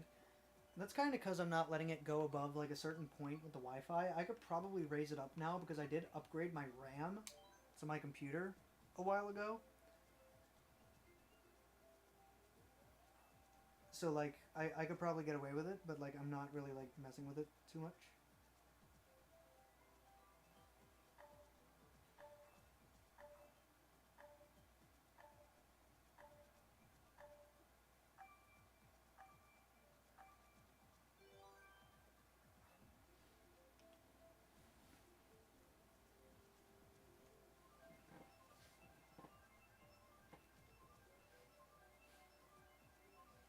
Ha cha cha, ha cha cha cha, ha cha cha cha cha cha cha cha, ha cha cha, ha cha cha cha, ha cha cha cha cha.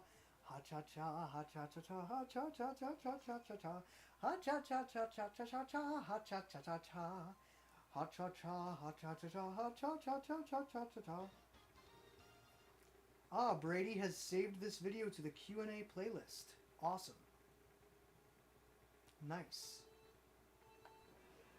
I'm not sure if he's still in the stream. It just says one person, though I know that Shannon's in it, and Brady's probably still in it if he added it to a playlist and everything.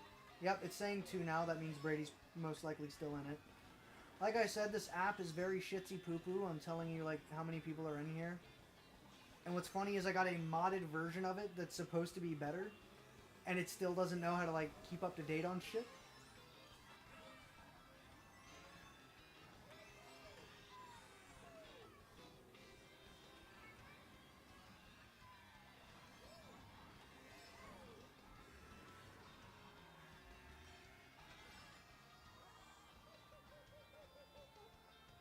Oh, now it's S3. That's fun. Yep.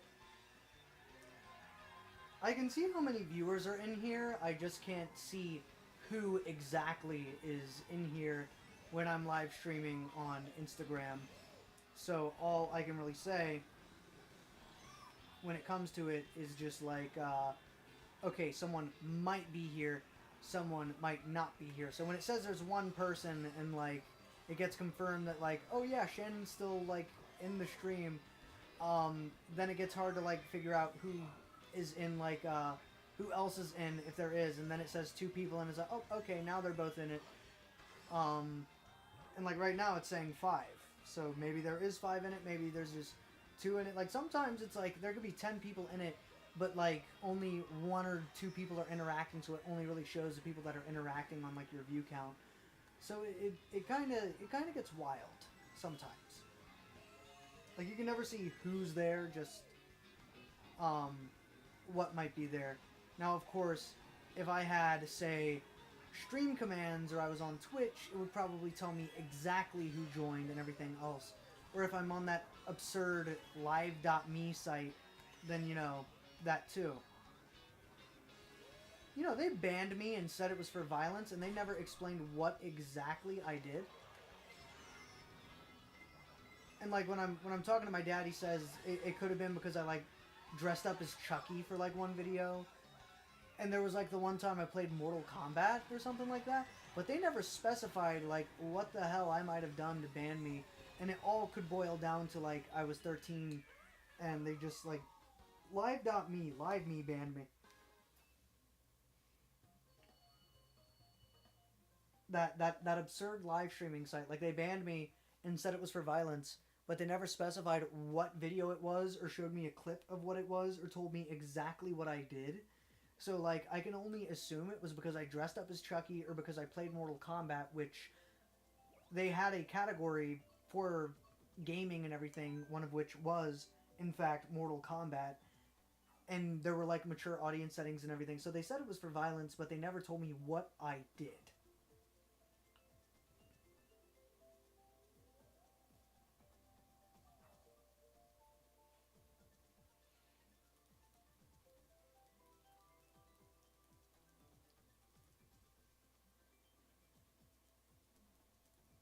You know, I haven't had a chance to play Mortal Kombat 1. I have it on PS5. I also got Street Fighter 6 for Easter. But, see, we're in that new level of gaming where to play your game, you have to wait 5 fucking hours or more to actually play the game. And when you're home for college and you have limited time to actually, like, do it, you sit there and it's like, you can't even play, you know. And people say don't get the Switch ports. The Switch ports suck, and sometimes it's a case. Most of the time it's not. It's just, okay, it graphically sucks. So I sat there for a minute going, hey, Dad, just get me this Mortal Kombat copy. But these 2 dudes at GameStop, who I haven't seen working there since, spent more time bashing the games they were selling than trying to, like, have a selling point. So they're just like, oh no, Switch version sucks, Switch version sucks, Switch version sucks. And I'm like, God damn it. Because it was kind of cheaper, and I wanted my dad to buy me the Switch version, despite what the reviews say. Because if all it is slightly longer loading times, and the quality is slightly suckier, I can handle that. Because not only do I have the M cable, and have found out that I can enhance it more just by putting it at 720p, which I've started doing recently, and if the footage isn't pixelated, you can see that the colors are kind of, like, more enhanced. And the fact that I have an OLED now kind of helps that too. It's also just a matter of, like, it plays the same, and I can also use the controls that I like, which, as Shannon puts it, you and your GameCube controls. So, you know, from what I've seen, I really like Mortal Kombat 1 just because of its guest characters. I'm hoping that at some point we could get the Joker in it again, even though it's not heard of. Um, I definitely like that Omni-Man is in it, and they also have Homelander. What I'm sad about is they got J.K. Simmons, but they didn't get the Homelander actor. It's also kind of cool. They got Peacekeeper and I forgot what the other characters were. I think the other characters were like other Mortal Kombat characters, which I don't care for. I like the outside guests. I really like the outside guests, and I think one of the coolest things about like the game that came before it was both RoboCop and Terminator. So when they're like, I think we've done this before, they did, because there was like a video game where you play as RoboCop and you fight all of the Terminators except for like the main one, which I find really cool. And then there was also the death battle where they did put him against the main one, and RoboCop ended up winning. But like I like stuff like that, and like I'd like to see Spawn and Joker make a comeback in Mortal Kombat 1 if possible. They can't really make me care about like Shiva and Quan Chi and everything because I've seen them in so many games. Those are like characters that should be free because they're already in Mortal Kombat. Same with Street Fighter. If they decide, okay, we're going to add Akuma into Street Fighter 6, he shouldn't be paid DLC. He should be a character that should already be in the damn game for fucking free. You know? Because that's a character that was in every previous game. I don't think it's right to make me pay for a character I've already played as a million other times. Same with 11 and Shao Kahn. You know, I got that as a customer satisfaction thing because I bought a copy of Sonic Lost World that would not fucking work, and it was like Deadly 6 edition, so it was supposed to be like a special edition with like possibly the Zelda DLC and other things, I think, and like I couldn't play it at all. So for customer satisfaction and having to come back, they're like, okay, we'll give you the Shao Kahn for free. It should have been for free in the first place.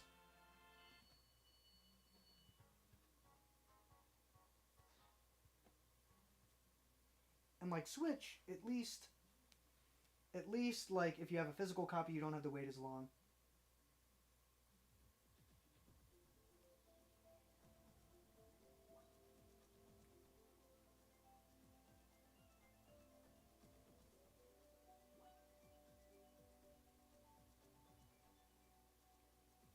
Where like PlayStation 5, it's a purely digital console.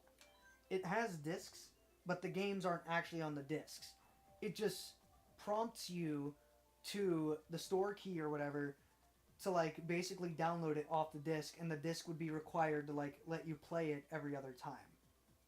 So like you have physical media to activate it, but that's all it's good for. The game isn't actually on the disc, so you're never playing it off of the disc. Same with like PS4 discs. I'm pretty sure they download the PS4 game and you like put it on a flash drive, which you can't even play the 5 games off the drive, and they all take up so much storage, and they take like 36 hours to download the game. Switch, if you get a digital version, yeah, it takes time. But if you have a physical version of the game, not so much. You could just play that. Like Tears of the Kingdom, a lot of people who want to play version 1, you can still play version 1 just by saying delete all data. Like you could keep your save data and like delete all the updates, even though it'll try and prompt you to like update it each and every time. But you can still play version 1 of the game with all the duplication glitches and multiple master swords, so that like, you know, it's never like breaking or anything. And when it does, you can just have another one, and then they all regenerate like the more you clone your master sword. You know, things like that. So like physical media is better on some consoles, but like PS5 is basically digital only. So it's like you're forced to sit through the download process or perish. And so like I started downloading Street Fighter 6 because I wanted to play Street Fighter 6. I was more excited for Street Fighter 6 than Mortal Kombat. And I haven't even started the download process on Mortal Kombat.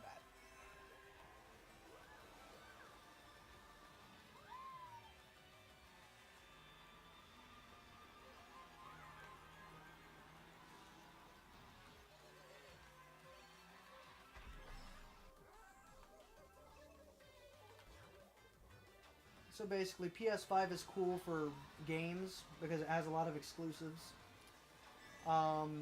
It's cool for quality. It's cool for gameplay. You want to record some YouTube videos in like pure HD, that's the way to go. But other than that, If you want a new game, you better get every single game you want at once, and you better download it like 1 or 2 days before you actually intend to play it, or when you go to sleep or something, so it doesn't feel as long.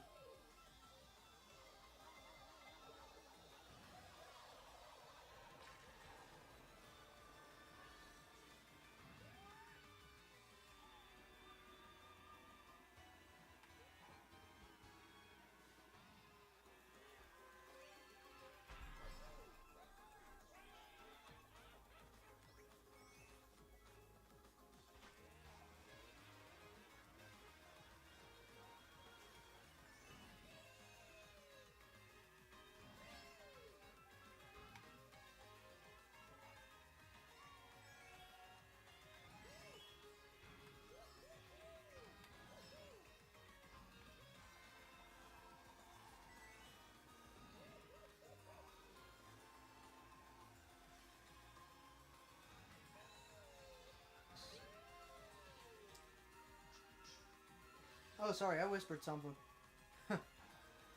Sorry, I was whispering to myself, talking about financial stuff. I'm thinking about financial stuff, personal problems. Apologize for that slight whisper of I don't know how it works. Um, any other Coolio questions for Coolio McSeanWinder / Man10 / He-Man1010 / Swiftblade Creator / Mr. Sexy / Sean Wilder / Emperor North the 10th / Voice of Mr. Penguin / Mr. Coolness.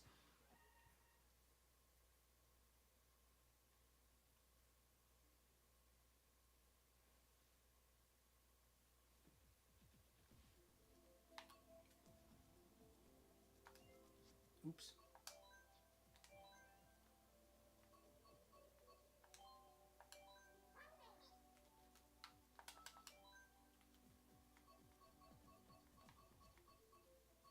Paris Promenade. Promenade is the name of my French book. I hate French class. Promenade. Promenade. Die Promenade for le bon hole.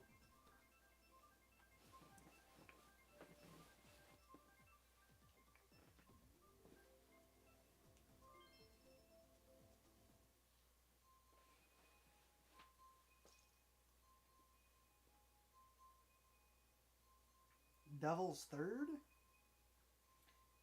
I can't say I have. Is it like a game? Is it a movie? Is it a book?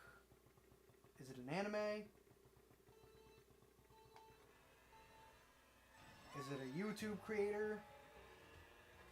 Is it some Cuphead fanfic?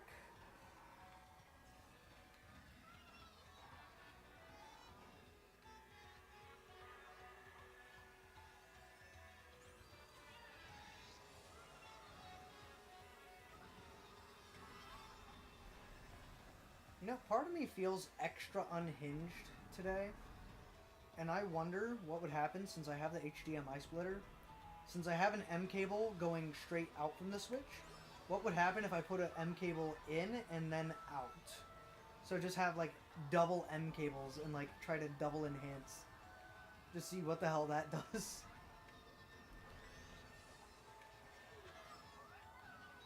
Ah, mediocre Wii U game, I see.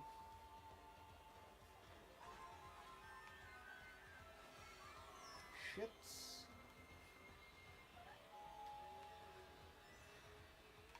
Well, Brady, you gotta say the game in English.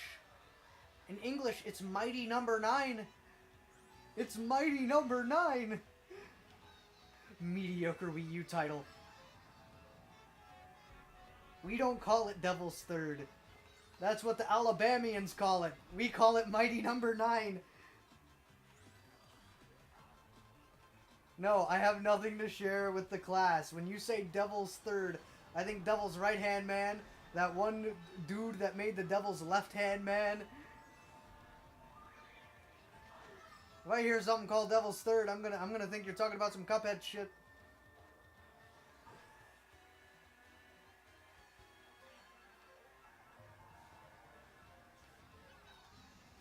Oh god, bombs! Skills! I have very particular set of skills that I have acquired over a long career. They make me a living nightmare for people like you. And I have a star. In 4th place. Try and catch me now, bitches!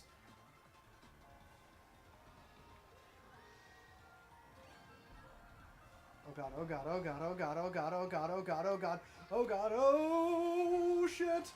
Fuck, fuck, fuck, fuck, fuck, fuck, fuck, fuck, fuck! Fuck, fuck, fuck, fuck, fuck, fuck! Fuck, fuck! Plastic!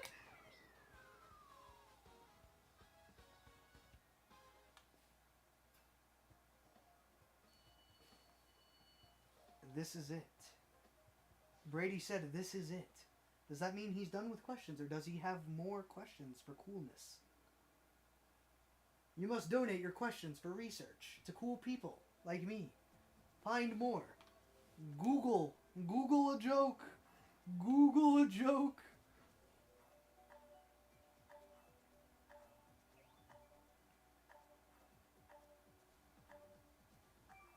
I need content. I crave content.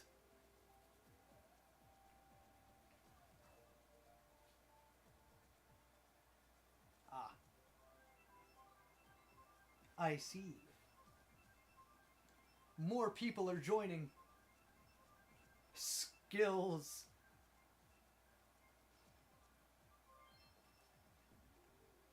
We need more than Brady asking the cool questions.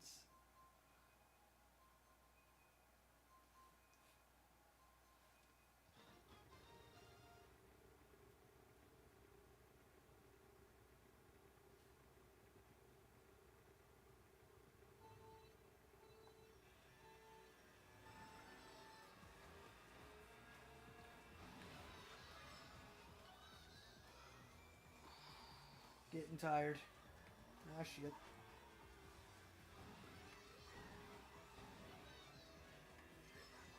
Maybe I'll do a Twitch stream tonight. I need to figure out how to, like, save all the clips. Have some fun on there, set it up for donations and stuff.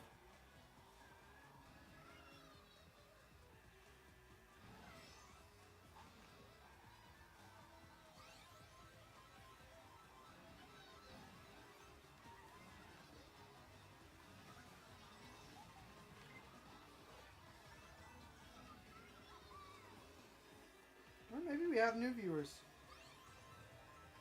I don't know. Either from the advertising or maybe just some new people found the stream and went like, ooh, Mario Kart.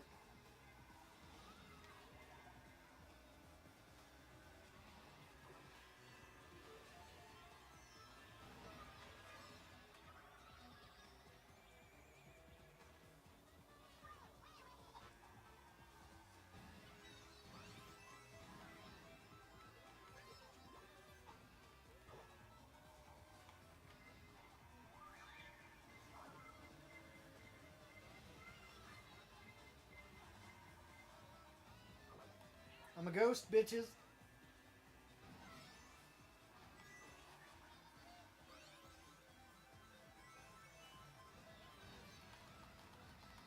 Shrooms! Shrooms!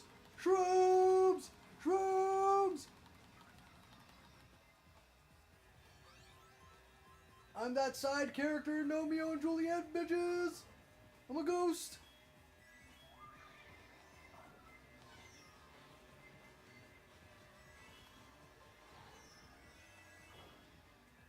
Happy to have been a ghost in that situation and not turned tiny. Like Kevin Hart.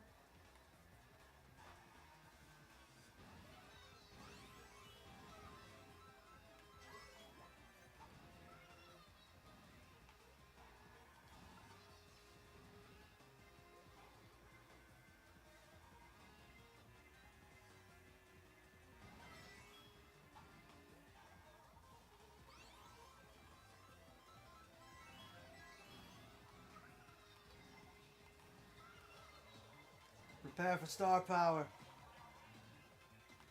And the castration of your testes.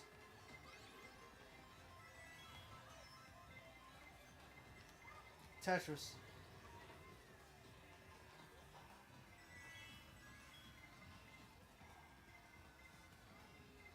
Testes, testes.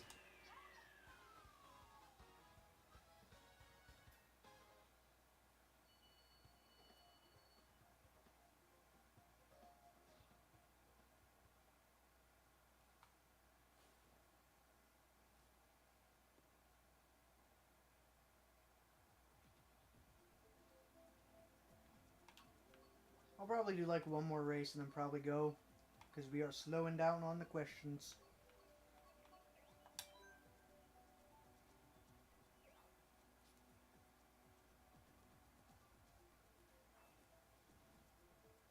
Should be Big Blue.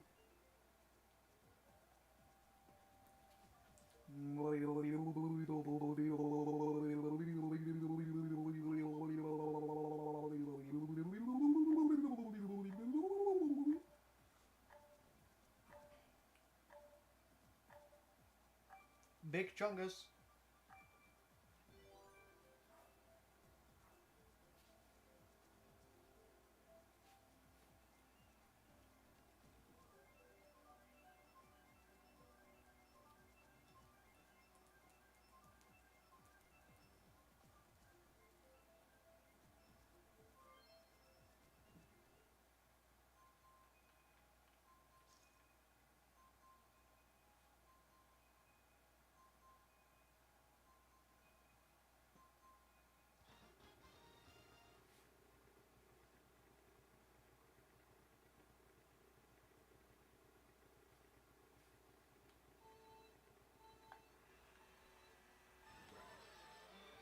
I might have to go on a search for like my other HD 4K HDMI cable.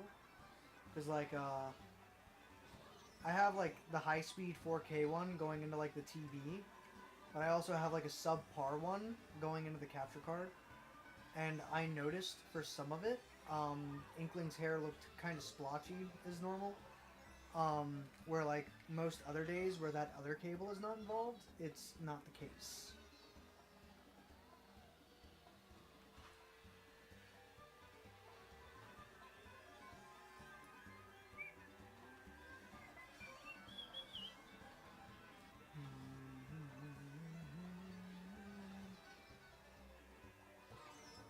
I love the theme song.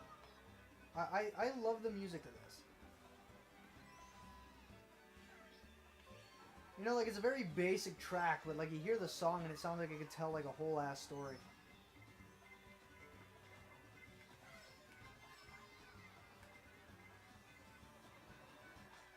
Imagine a Mario Kart where you could press a button to like quickly recover from getting hit by the items.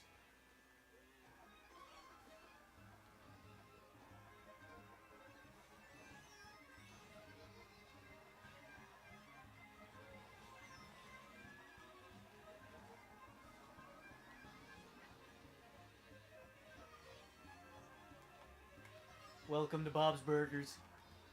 Bob's Burgers. Oh god. Oh god. Himalayan ketchup. Fuck.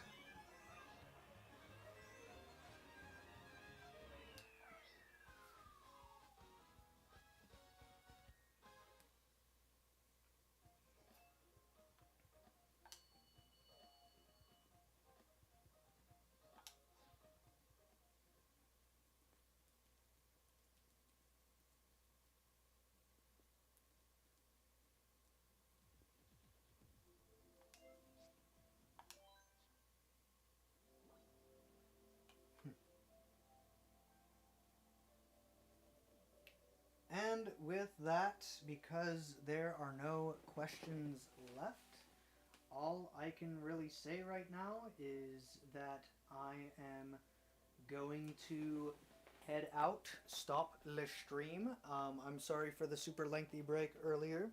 I feel like that alone kind of killed it, but this was pretty fun, yelling random bullshit and answering questions as random as they may be.